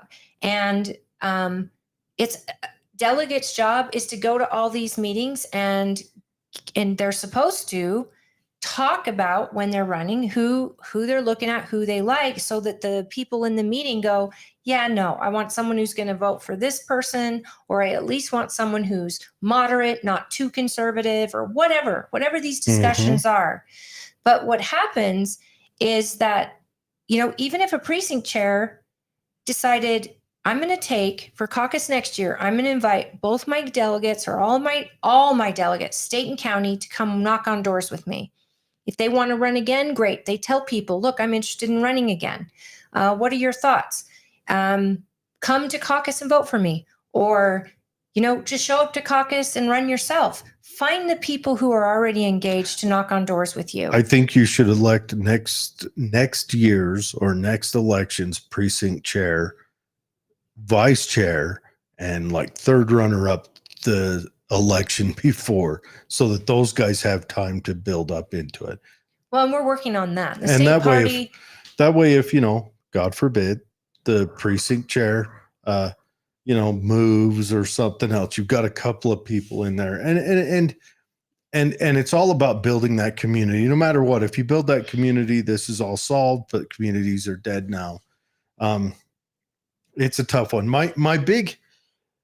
If I were to lay out an issue with politics with Cox right now, okay, and I wish he'd call on me, I'd go in and I'd say this. I'd say, look, you live in the city. I bet everyone in your staff is urban. Everyone in there is kind of progressive Republican minded. Everyone, they may call themselves conservative, but they're urban minded Republicans, which to me is a progressive. They cringe when they hear guns, and those are the people who run for those jobs and seek them out, and they're all college educated. So he probably doesn't have, I'll bet he doesn't have one non-degree holder on his staff. Chemtrails. Sorry, Yeah. it just came to me. I'll bet he does not have one non-college degree person on his staff. I'll bet he doesn't have one. There's a lapse, right? I'll bet he doesn't have. I wouldn't take that bet. I would in a heartbeat. On his staff? I'll bet they're all of them, at least working on a political science, working towards a legal degree. I'll bet almost all of them. On what staff? On his campaign staff or on his staff? Gubernatorial staff? I don't know. I don't know that for sure. If he has one person that doesn't have a college degree, it's because they're an intern getting ready to go pursue it next year. But he doesn't have a factory worker. None of that. He doesn't have that on his, so he doesn't have that outlook. He's surrounded himself, and I'm not saying he surrounded himself by the people who naturally are drawn to that are going to be people who are drawn to that because they're going to college amongst other people who are drawn to that type of job. Right?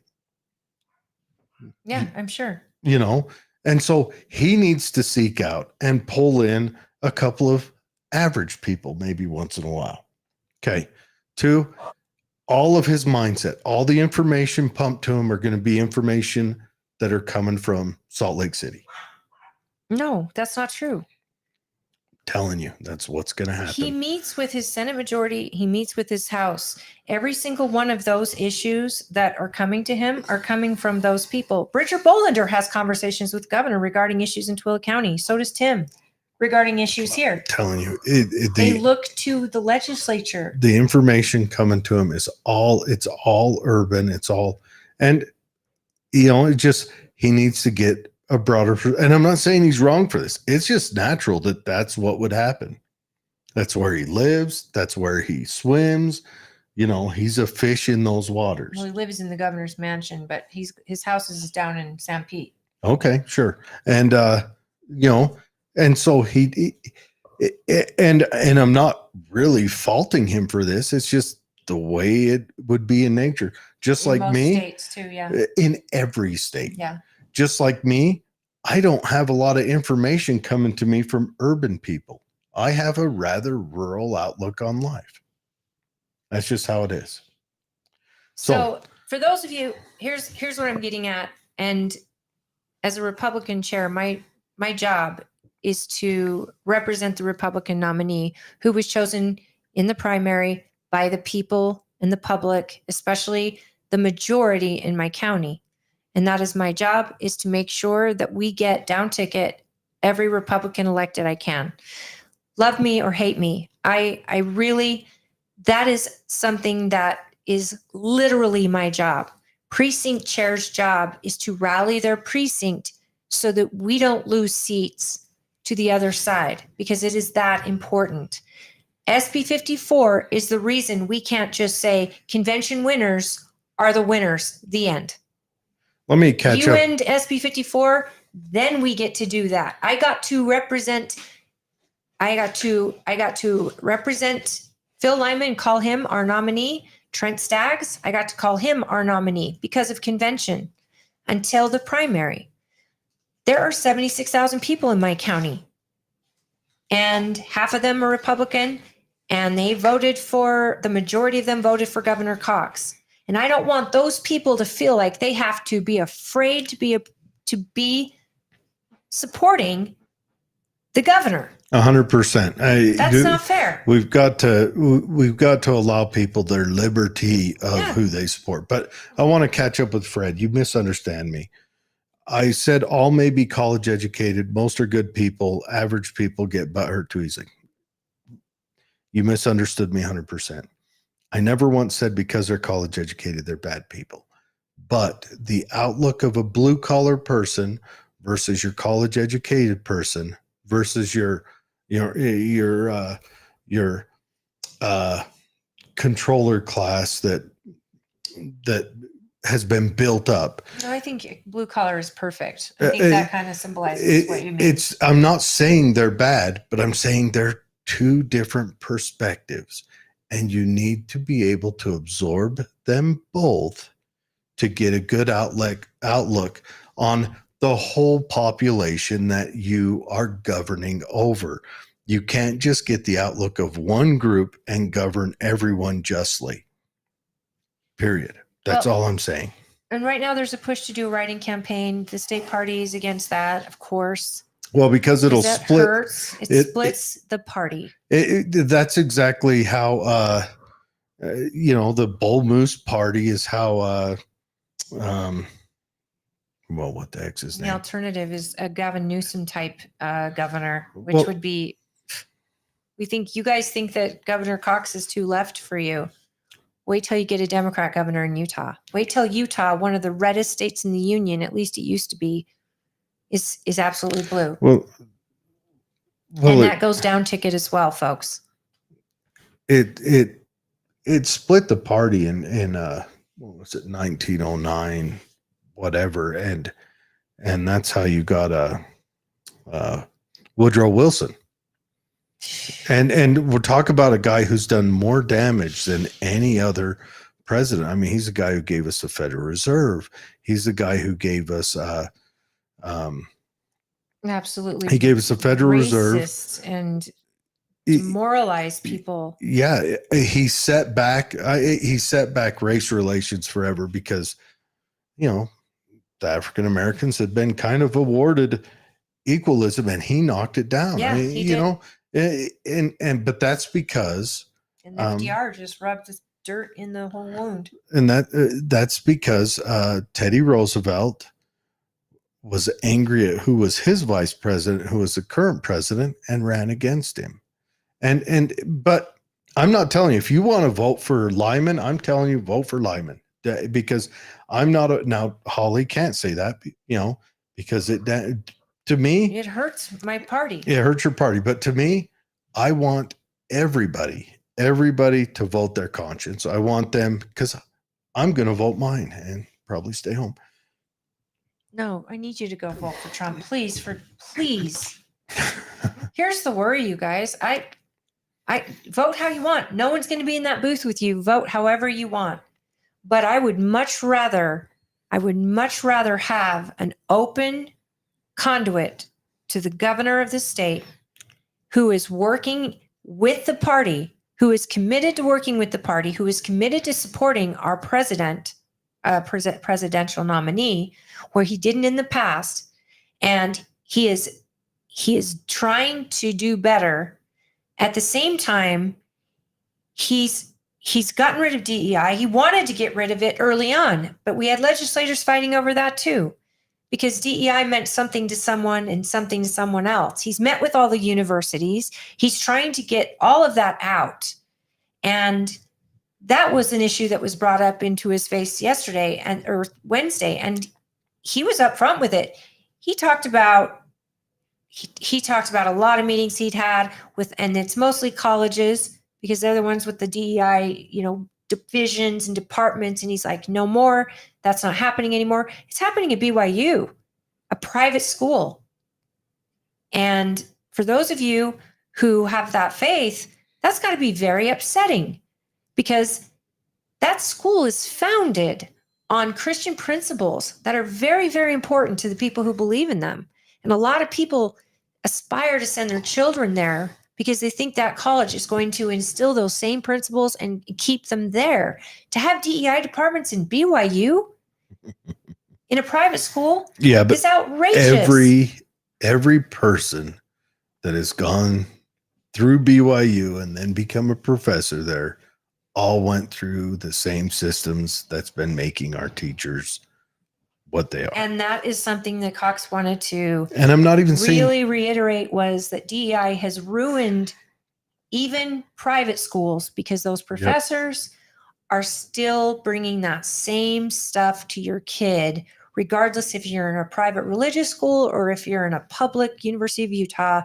It has to stop. We have to go merit-based. We have to show kids that they can be whoever they want to be, and that they don't have to put themselves in these boxes and these labels like we've discussed in the past, and that they're there for the education, for the career they want. They shouldn't be bogged down with things like this that make them separate from their family, separate from their values they were raised with. Help, find yourself in college, and maybe you get a new interpretation and something that feels right for you, and you change the ideals that your parents raised you with, and you get your own. Great. Come up with that on your own, though. That learning to think for yourself should be the number one thing you're learning in college, and have challenges by your professors that aren't cloaked in agenda. And that is something that I asked of him, and he was adamant about that. And he is someone who is LDS. So, his issue, that is something that he thought was hurting kids worse with the DEI stuff. And because equity is not the same as equality. And that is what is being left out every day, folks. Everyone deserves equality. Everyone. Equity, not so much, because we're all individuals. And what he's going to do is work 10 times harder than I am at learning how to do something that I'm not interested in. But we both shouldn't make the same. If I do the same job, he's working 10 times harder. That's equality, means we can do the same job. But outcome should be determined on your ability to work hard for that job and to earn that merit by merit. That's what it should be about, is merit. That was brought up last night. So many things, or Wednesday, so many things were brought up, and he didn't have a ton of fans there. So I'm just telling you, he walked into the fire, folks. I have respect for that he's willing to. And then another meeting last night, and I know the people he met with last night, some of them are really not big fans. But they brought their anger, and they didn't do it in a disrespectful tone. What they did is they sat down in a meeting, and this is how I looked at it. If he's going to sit down with me and hear what I have a problem with, then I'm going to certainly listen to him. And if we can get on a page where we can politically speak with people, just the same as I would sit here with a Democrat and I would try to figure out, what do we have in common? Tell me where we can agree, and then where we disagree. And let's see if we can walk away better people for it. What can I learn from you? What can you learn from me? And how can we be better? Because this is a thing that politics is a rotten discussion, because they want us to hate each other, folks. It gives the government so much more power. And what's better? They want you to hate people from your own party. Now, and hate might be a strong word, but they want you to have disdain for people in your own party who agree with you 80% on the issues, or on most issues. And because you have a differing opinion of a candidate, now you're split. And now it's to hell with this and to hell with you. And that is what ruins us. We are a house divided will fall. That is how it is. We have to find common ground. He is the incumbent. He won the primary. He has the backing. He's going to win this election. And I'm going to work damn hard to see that he does. Because he's a Republican choice of the 45,000 people in my county, however many, that voted for him. And the state party has that same issue. He won the state. He is the state party's candidate. And we have to keep our Republicans elected. And that goes from Trump all the way to the top, all the way down ticket. I was endorsing Trent Staggs proudly. Trent is my friend. He was our kickoff show. We did our first show with Trent as our guest. He came and was a guest of the parties at the national convention. When he became when the delegates chose him, I was able to endorse him proudly. But he lost in the primary.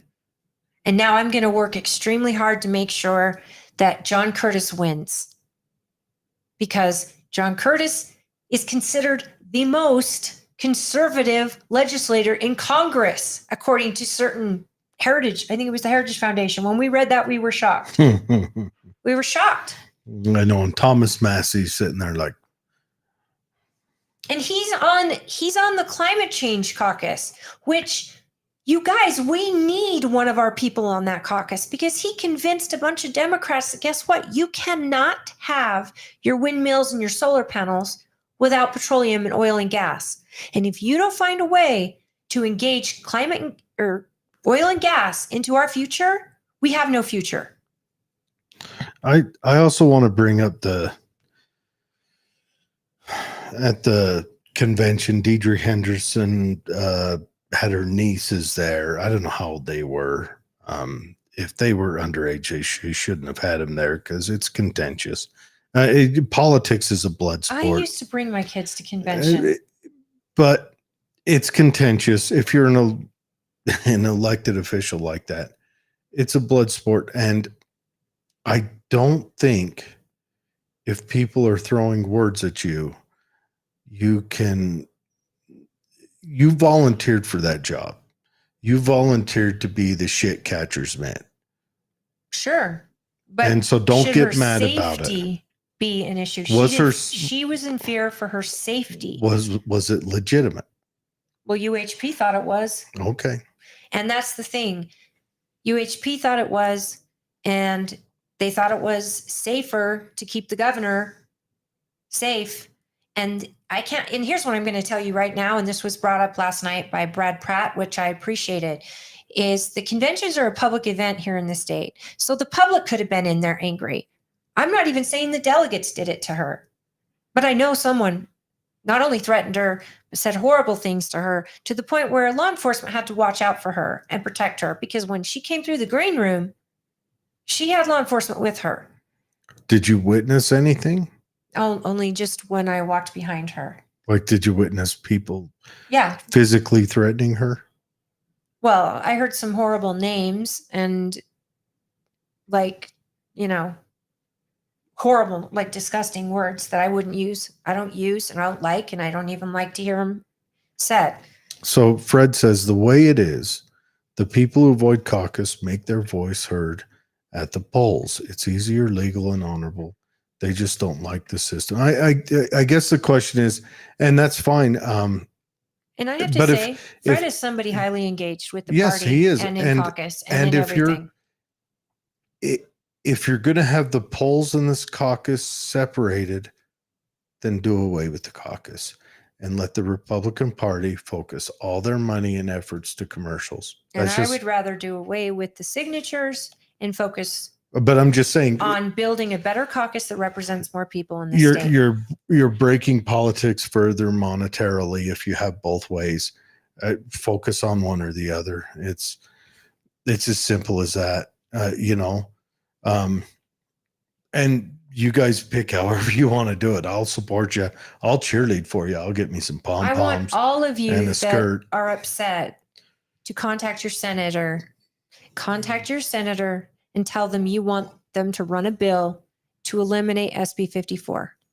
And then I want you to understand too, you're welcome to go to SEC meetings too, but get to know your state party leadership because they're with you. They would like to eliminate SB 54. And I what you hear don't that a lot. understand is that I was there back in the day when our party was going bankrupt fighting SB 54. It got all the way to the Supreme Court in our state and we lost. We lost. So does the party go bankrupt and have no money to support candidates to get the vote out, whatever? Or do we know when we've lost and we try to improve our caucus? Because improving our caucus is our only hope to actually know what our neighbors really think, unless you're willing to walk and knock on the door of every registered Republican in your precinct as a delegate and get their opinion. Because I was shocked at some of mine. I was shocked. The turnout on the election or what came out of it, the results, they kind of shocked me too. I mean, I don't know if I was expecting Lyman and Cox. I knew that was going to be a tough race. Historically, it had been, but I thought for sure Staggs was going to bring it home because he carried all the momentum. It felt like it. But he carried all the momentum amongst an amplified political class, a group of people who had a certain feeling about the direction of stuff. And I thought he was going to make it for sure. And he did not. I know Celeste Malloy and Colby Jenkins. That was another one. I thought that could have gone either way. I didn't carry support for either of them. One, not a Republican, not a Democrat either.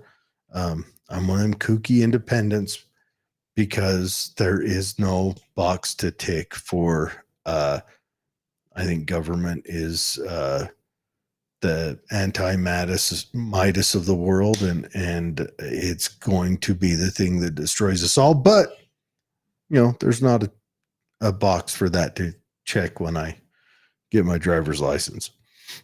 Look, I love the delegates so much.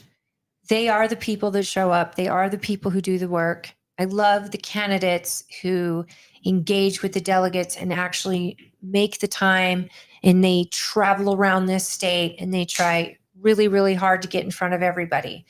Celeste and Colby, they had to have a recount, and it was during that recount that the glitch was discovered in the software. And without that recount, we would have never known.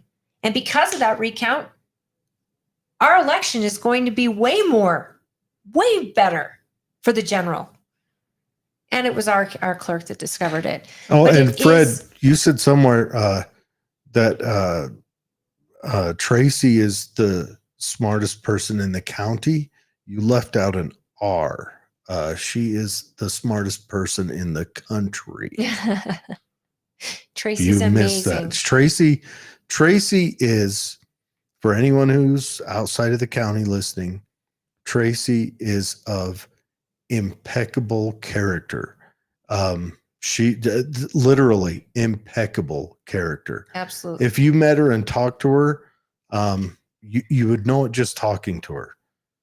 She just carries that level of character, and her husband as well. They're an amazing family. And I have to say, O'Malley, you're saying rhinos don't meet with anyone, win votes via signature. Again, you're back to SB 54. Got to get rid of that. We have to get rid of it. Or get rid of the caucus. And I don't want to get rid of the caucus. I know you don't want to, but I don't think you can have both. No. We need to know which senators will run the bill and which senators won't. That'll tell us a lot. And then once we know which senators won't, then we know which senators to replace. And that's how it starts. We need a grassroots movement to make sure. I mean, Phil Lyman is currently serving. Has he run a bill at the House to eliminate SB 54? And if he has, because I know many of our House reps have, how many times have they gotten senators on board? Why is the Senate so against SB 54? because they have an argument that says the pattern you're seeing is that the delegates vote one way, but the public votes an absolute another way. And until we can figure out how to get enough people interested in going to caucus and participating, and I'm not talking about just the diehards, I want the people who just want to show up to a community meeting and pick someone and tell them their ideas on what they want in a candidate, because that's how it should be. You should never go into caucus with, oh, I hate the governor, so I'm going to run as a delegate to get rid of him, because you may not be representing what your caucus wants, what your precinct wants. You could be in a precinct where everybody loves the governor but you. And if you're not having conversations in your community, and if only 20 people show up, how is that a fair representation of your community? SB 54 happened because there was a gap, folks, and Count My Vote filled it. And what I witnessed was that at that convention was that the very, very good candidates who deserved a shot probably should have gotten signatures. I hate to say that. That's rough to say. But in a game like that, how do they win with the only going caucus only going delegate only, not getting signatures? And how do they compete without the money that is getting thrown at those who did get signatures? Because they're guaranteed on the ballot. That means they're a guarantee as far as getting recognition right out of the gate. Who did we have that didn't get signatures? Now I don't think Celeste Malloy did not. Celeste get signatures. did, and Colby didn't either, did he? Colby started. Yes, he got signatures. He started. Oh, so and Celeste then remember, didn't? he stopped. We asked him on the show twice. The first time he said yes, he's gathering signatures. So Celeste the went second hard. time he said he stopped. Well, good on you, Celeste. Celeste never did, and then Trent never did. Oh, okay. Which made it more of an amazing O'Malley, story. O'Malley May says, or get rid of the parties altogether. Vote on it. O'Malley May, you're speaking to George Washington's heart. He warned us about this. George Washington, in his farewell address, warned us of a couple of things. Mm-hmm. He warned us about political parties and standing armies. But the political parties and only having a two-party system, and the infighting that would come and the danger that would come from that. George Washington warned us. And the truth is, like, yeah. They only had two parties when and it's funny. He was referring to the Whigs and what is now the Tories, but the monarchists. And the Whigs became the Republican Party. All of the early Republicans were Whigs. The Whig Party died, and then the Republican Party was born in Wisconsin.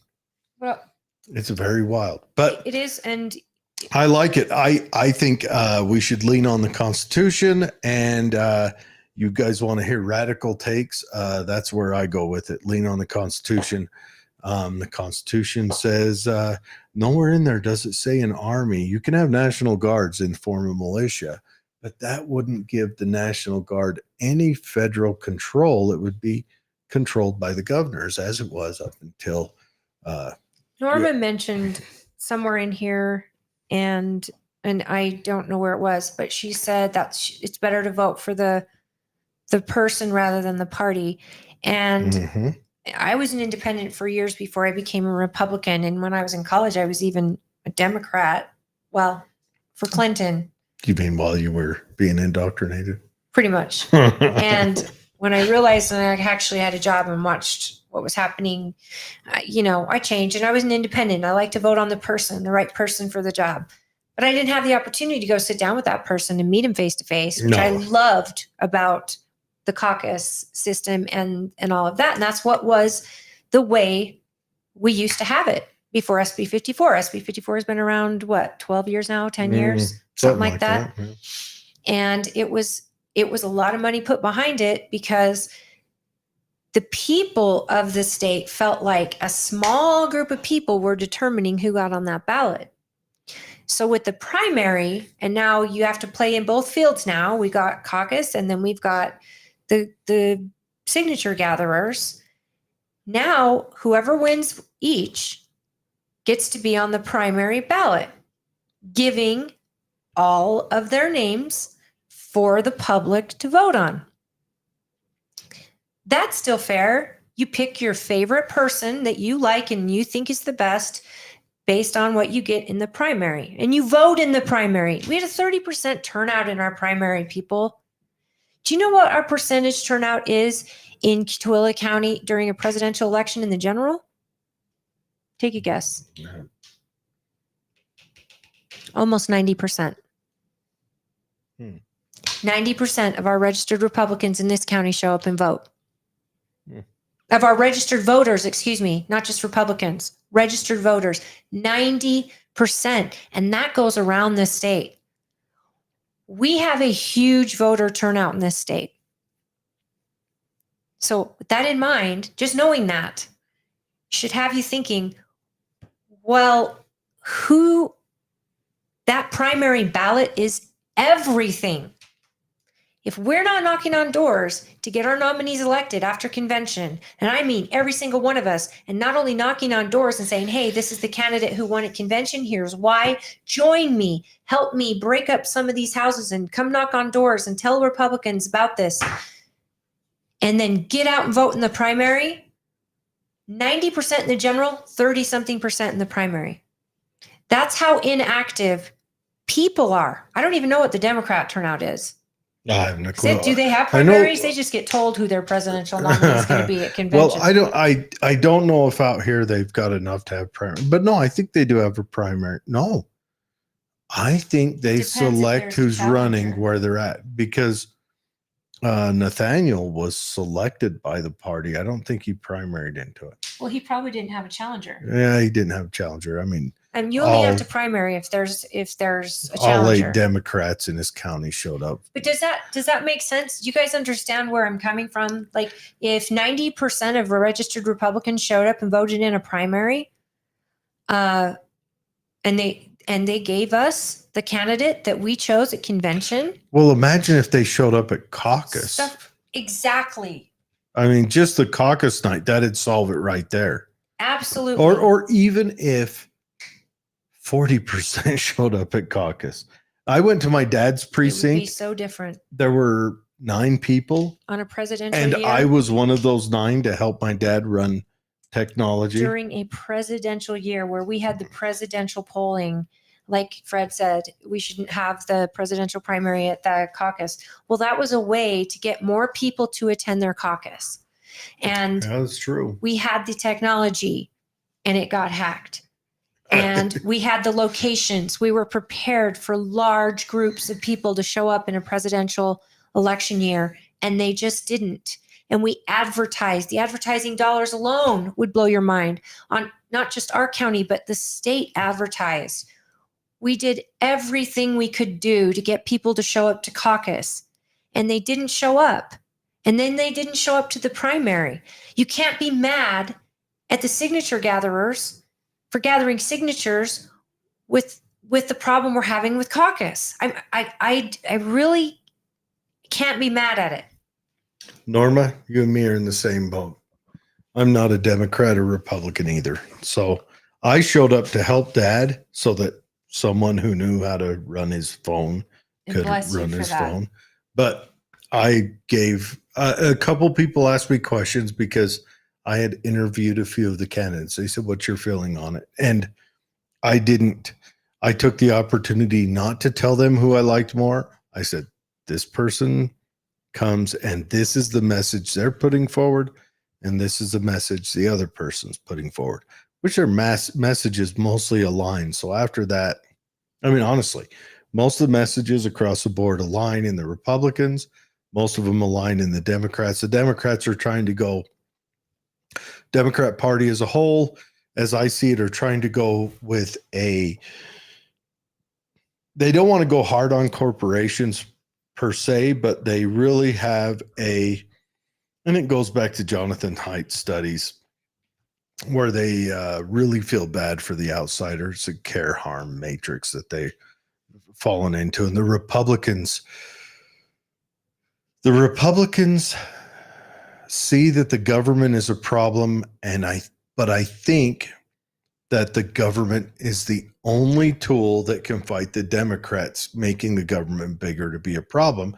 Therefore, the Republicans, every time since Reagan, they have ran saying we're going to make the government smaller, and they've made it bigger. So they've only reinforced, they've only made more tools for the Democrat who gets in next time to use, and it's killing us. And I don't know. Honestly, I like Vivek Ramaswamy's message. That's our best chance.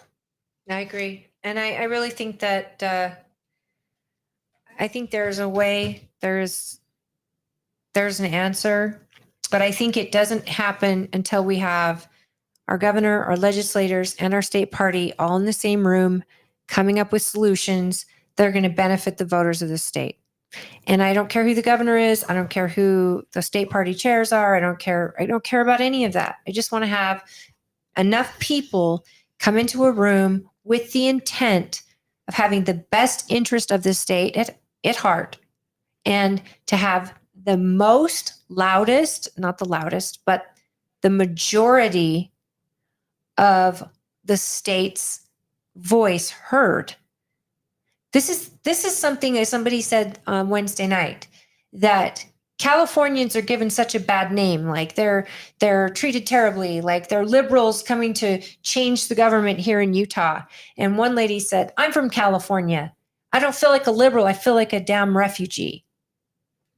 I have escaped a place that has been hell. And I came here, and I love the caucus system, and I worked hard in it, and I served my county, I think her county party well." And she was very, very proud of her work. And now she's seeing these little tiny, death by 1,000 cuts, little liberal things here, little liberal things there. And a lot of people need to remember, governors don't get to make laws. Governors can veto bills. Yeah, they're not supposed to make laws. We have got to be in front of our senators and our House of Representative members if we want change. The separation of powers, governors can say, no, you can't have that law, but governors are not supposed to. But governors do, in a roundabout way, call in legislatures and say, I really want you guys to work on this, which I would expect that to happen as long as it still filters through the legislators. Yeah, because if you disagree with what your legislator just agreed to, then you run for the seat, or you find somebody better to run, and then you work your tail off to get them elected, because we need to stop this. The Senate and the House needs to be held accountable. The main reason they broke it down like that is because your House of Commons or your representative is supposed to be easily reachable. Your senator, your House of Lords, is supposed to be reachable just a little harder. And your governor is supposed to be quite a bit harder to reach. And it's just a filter system to get your message, your voice heard. It's true. And that's the design of it. It's a republicanism, as it stands. I just hope, is everything okay? I just got a kid locked out, and another kid probably asleep. I don't know what's going on. Okay. I just hope that you're not going to blame your party chair or your state party chair for sitting down with the governor of this state to try to find resolve. And I mean, he doesn't have to do this. He's the incumbent. He won in the primary. He's going to win in the general, most likely. I mean, if statistics tell us anything, he's going to win in the general. But we've got bigger fish. We've got to get our president elected. We need our senators. We need our House of Representatives elected. We need to stand behind Celeste Malloy. She won even after the recount.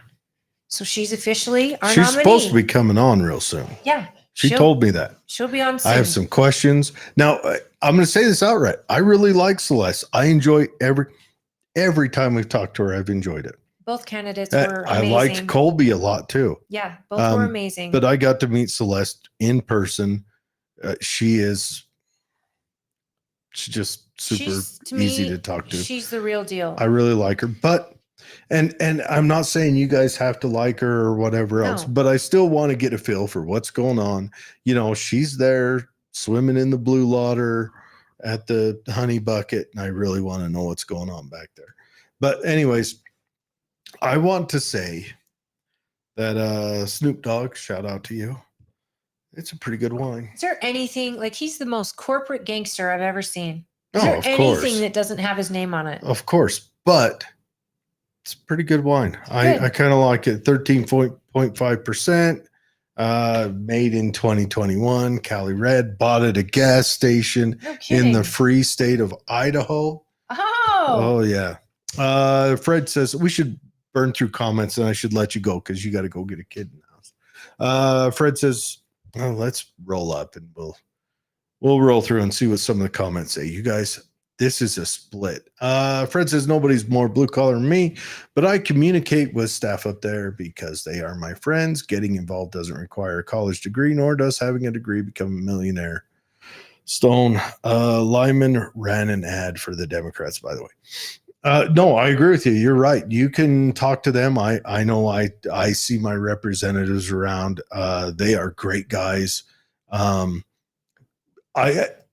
saying all those people surrounding Cox are probably great guys as well, and gals. They're probably all great people. Having a degree does not make you bad, but having a degree and being blue collar, especially in this current system that has been built since FDR,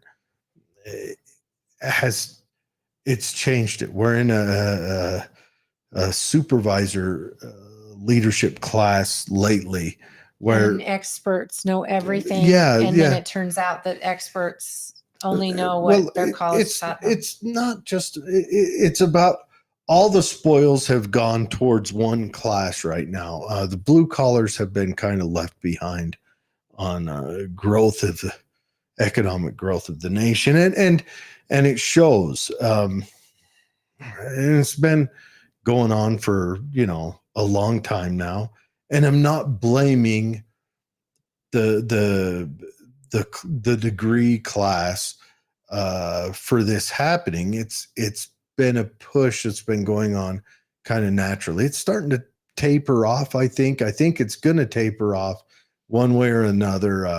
If you read Peter Church and he explains it, we're getting to where we're saturating with degrees. So there's hopefully not going to be a conflict to solve it, but we're going to have elite overproduction, and that's going to be, historically, that's always caused a civil war.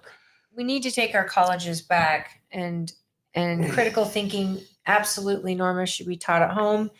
But I also think that it's almost stronger when it's taught to your child at home, and then it's encouraged in school and in education.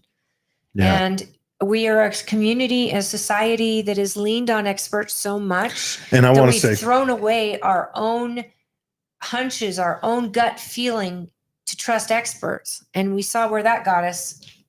Well, there's a lot of that. I think that, again, I'm going to say this every time. 10th Amendment would have solved all that. We need to lean on the 10th Amendment. We need to force the 10th Amendment on our federal government.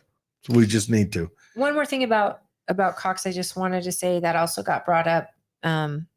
His thing was, and Deidre talked to, don't get me wrong, she was really great in explaining elections and a lot of this list stuff and all of that. But he said, my goal isn't to try to tell a county how to run. My goal is to have the county tell us what they need.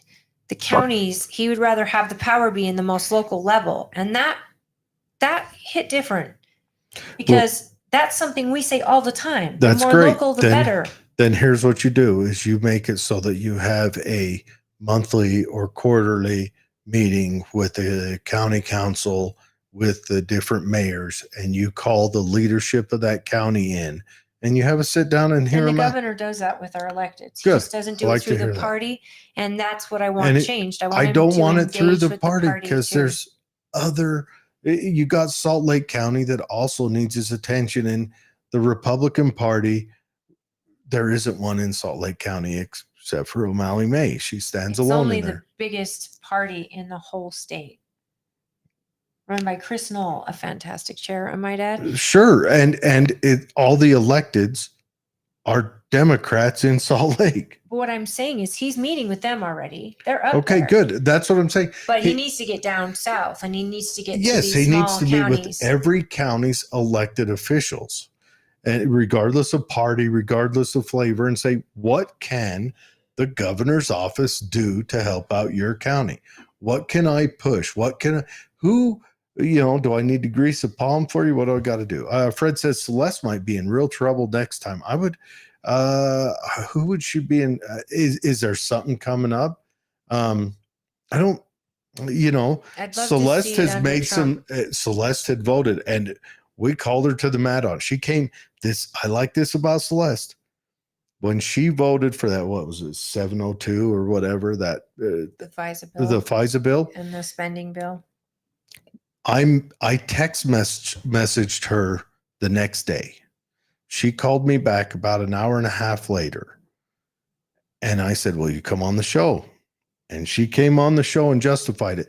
Do I like her justification? Not at all. That was the second time. Remember, we were at KMMU, which we'd like to thank and bring up right now. Yeah, KMMU. Go check them out. Main Street Media, Utah. Lots of shows. We talked about food earlier. They've got a whole show dedicated to food, the Wellness Crusaders. But that night, right after the spending bill, you and I were together, and I texted her. And the next day she was on our show. She gets right back to us. If she's in town, she comes on in person. If not, she'll Zoom in. I like that about her because she knows she made a bill. And we told her, well, we're unhappy with you. And she said, oh, come on. And she came on and she took the grilling and she took me talking my crazy anarchist stuff. And she ate it and chewed on it. And she said, this is why I did it. Whether I don't agree with her, but she took it. And I think that was a stand-up act. And Fred, actually, I think a lot of our reps, I'm hoping, I would like to see a House of Representatives run under President Trump. I would like to see us have the majority in the House and the Senate, my dream. But I would like to see what comes through. I think you can really, my whole goal is to see which Republicans actually are going to stand strong against him when it comes to large spending bills, because Trump's not an angel at spending. He also spent money. Spent more than all the rest. But then I also want to see who stands behind him on policy, good policy, end of restriction, and maybe lessening government power. And I think that's going to be a real test. I think that either way, I mean, sadly, our House of Representative members are always running for office. They get 1 year maybe where they get to do their job, and the next year they are back to campaigning. 2 years. It makes me wonder if putting term limits on them would manage that, or would we lose something? I don't know. There's Thomas Sowell is the second smartest person in the country behind Tracy. But he says there are no fixes. There's only trade-offs. And that's what I wonder. What would the trade-off be on that? And that's what I try to think about. That's a really good point about life in general. Yeah. We have trade-offs every single day. And if you guys don't know who Thomas Sowell is, you guys better look him up. Everyone, matter of fact, BYU, Taylor Swift, her class should be dropped yesterday, and you should do a full degree just on Thomas Sowell. Okay, so Quentin says Cox stole the primary. And I think you're referring to the signatures. And don't get me wrong, folks. I have no problem with them being a question about the signatures. I have no problem with Lyman questioning that. I think investigation, if that's what he thinks is needed, is great. I think it's very dangerous, though, not just for the election, but for Lyman's career. I think it's dangerous to try to separate our party like this is doing. I don't think, I would never, ever want a candidate to be like, oh yeah, let's divide everybody, do a write-in, and then boom, we get a Democrat governor, and now we can't get back from that. That'd be hard to do. But in the meantime, if he needs an investigation, let it do it. It's the Davis County clerk And you either trust your clerks or you don't. And if you don't, then you need to replace them Elected in elections. It's an elected officer as well. Okay, Norma said Whoop. tired of stupid government rules imposed. 100%. Norma, we're going to high five when I see you soon. I got to come look at that wall in your house. Okay, so Fred, what would we be looking at if we got a Democrat governor? I wonder how that'd shake out, because most of our representatives and our Senate is Republican. What would we get? Would we could get DEI back. Would we? Would we get? See, there's an argument. Mencius Moldbug. Sanctuary city. That's something that could be said quite easily by governors and has been without legislators. I don't not. It hasn't been done where the legislature is opposing that. It hasn't been done. It's only been done where the legislature's positive towards that. But Mencius Moldbug, he argues for strength from weakness. And like he argued this before the what was the Roe versus Wade knockdown? No, but you're bringing up history. No, this isn't history. This is a current political philosopher. But he says when your party is weak, the people in party that can make decisions make them more strongly. It's kind of how he argues. So I wonder what that would look like. I'm not being pro towards it. I just wonder. It's just governors can raise money. They can raise money fast, and they can also process. I'm running through. I'm telling you, they can raise money fast, and governors can raise money down ticket. It's called Dobbs. The Dobbs decision probably would not have happened had Trump been, however you put it, become what I'm president saying again. is, if Utah got a Utah governor, it wouldn't take long for down ticket to turn blue also. Oh, you think Tooele would turn blue just because we had a blue governor? Well, we were blue not even 2 decades ago. Yeah, solid. When the Blues were a wholly different party. But what I'm like saying is actual different party. Like if they met each other, they would throw Molotov cocktails at each other. Money can come in through status. And with money, as you can see, when you can pay for signatures and you don't have to go through caucus and all of that, and SB 54 doesn't go away, and you start getting people elected in counties or cities that would never probably have been, because people are not trusting their party. They're writing in candidates and stuff like that. I mean, it's a downward spiral. It's a downward spiral. And it goes both ways. If a Republican, there was a Republican governor in California, and they still spent a lot of money, and they couldn't get along or argued constantly with the Schwarzenegger. Yeah, sure. And he's the very governor who said, what were the words he said? F your freedom? Screw your freedom. Yeah. Okay, so, go yeah. on. What? Okay. That's it. We're at the bottom of it. The frustration is palpable. We have our work cut out for us. If we are going to preserve what we have. Thank you for all you do, Holly. Yes. Norma says, yes. Thank you, Fred. That means Thank you, Fred. Norma says, destroy the middle class to control the masses. Yeah, and destroy the middle class because there's sacrificial lamb whenever you have a lead up and to yet the middle collapse. Class is the entire support of this country. Govern the food, medical, and housing, outprice the general public. Corruption right and left. That is spot on. You hit the bullseye right there. And Norma says, oh, are we Russia? Okay, so I have to tell you. Yeah, my kid's okay. All right. So I saw a post today made in one of our groups that made me think of you quickly. And I was like, this is hilarious, because if I can't find it quickly, I'll just hurry and tell you. But he made you think of me? Yeah. And David. Did you say, man, he says in there, I watched someone who can really dance when they're drunk on wine today. You're not even that bad. I think wine's your drink, man. You can still. It's a gentle wine. This is Snoop Dogg. Shout out. Some decent wine. I kind of bought it as a joke, and now I'm like, I could drink this stuff once in a while. When were you in Idaho? Dropping Katie's boy off up with his dad. Well, that's cool. Mm-hmm.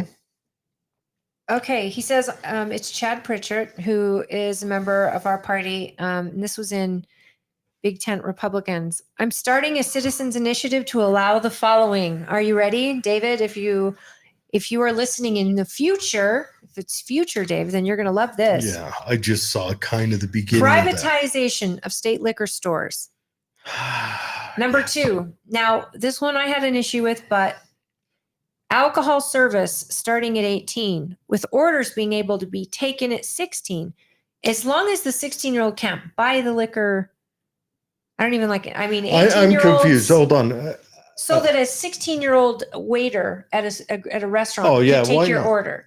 Of course, yeah. It's an order. And alcohol service starting at 18. That means you can drink at 18? You can drink at 18. Dude, if you can be sent, if you can be drafted to go to a foreign country to spill your blood on their ground, you can have a glass of whiskey. That's period. And if not, we need to change the age of consent to join the military to 21. Yeah. That's it. Choose your path. Yeah. Did you know they changed the age of smoking? Yeah. To 21? Yeah. They changed it to 20. You can have it at 19. You can't purchase it until you're 21. But that's crazy to me. Seriously, Utah, you know what? Or infantilize it. Let's make a law that you're not at the age of majority until you're 38. And then you're too old for the military. No one from Utah is going to get drafted to go to Ukraine. Do it. So, I mean, if it's going to be 21 for everything else, then maybe the military should be also. Not just maybe. Definitely. Yeah. I mean, it should be. Okay. So then he said High Point beer to be classified as beer and to be sold wherever beer can be sold. Bingo. And wine. Let wine be sold there. Heck, you know what? Select liquors.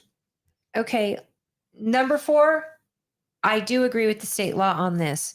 Last call for bars is 15 minutes before close, like every other state.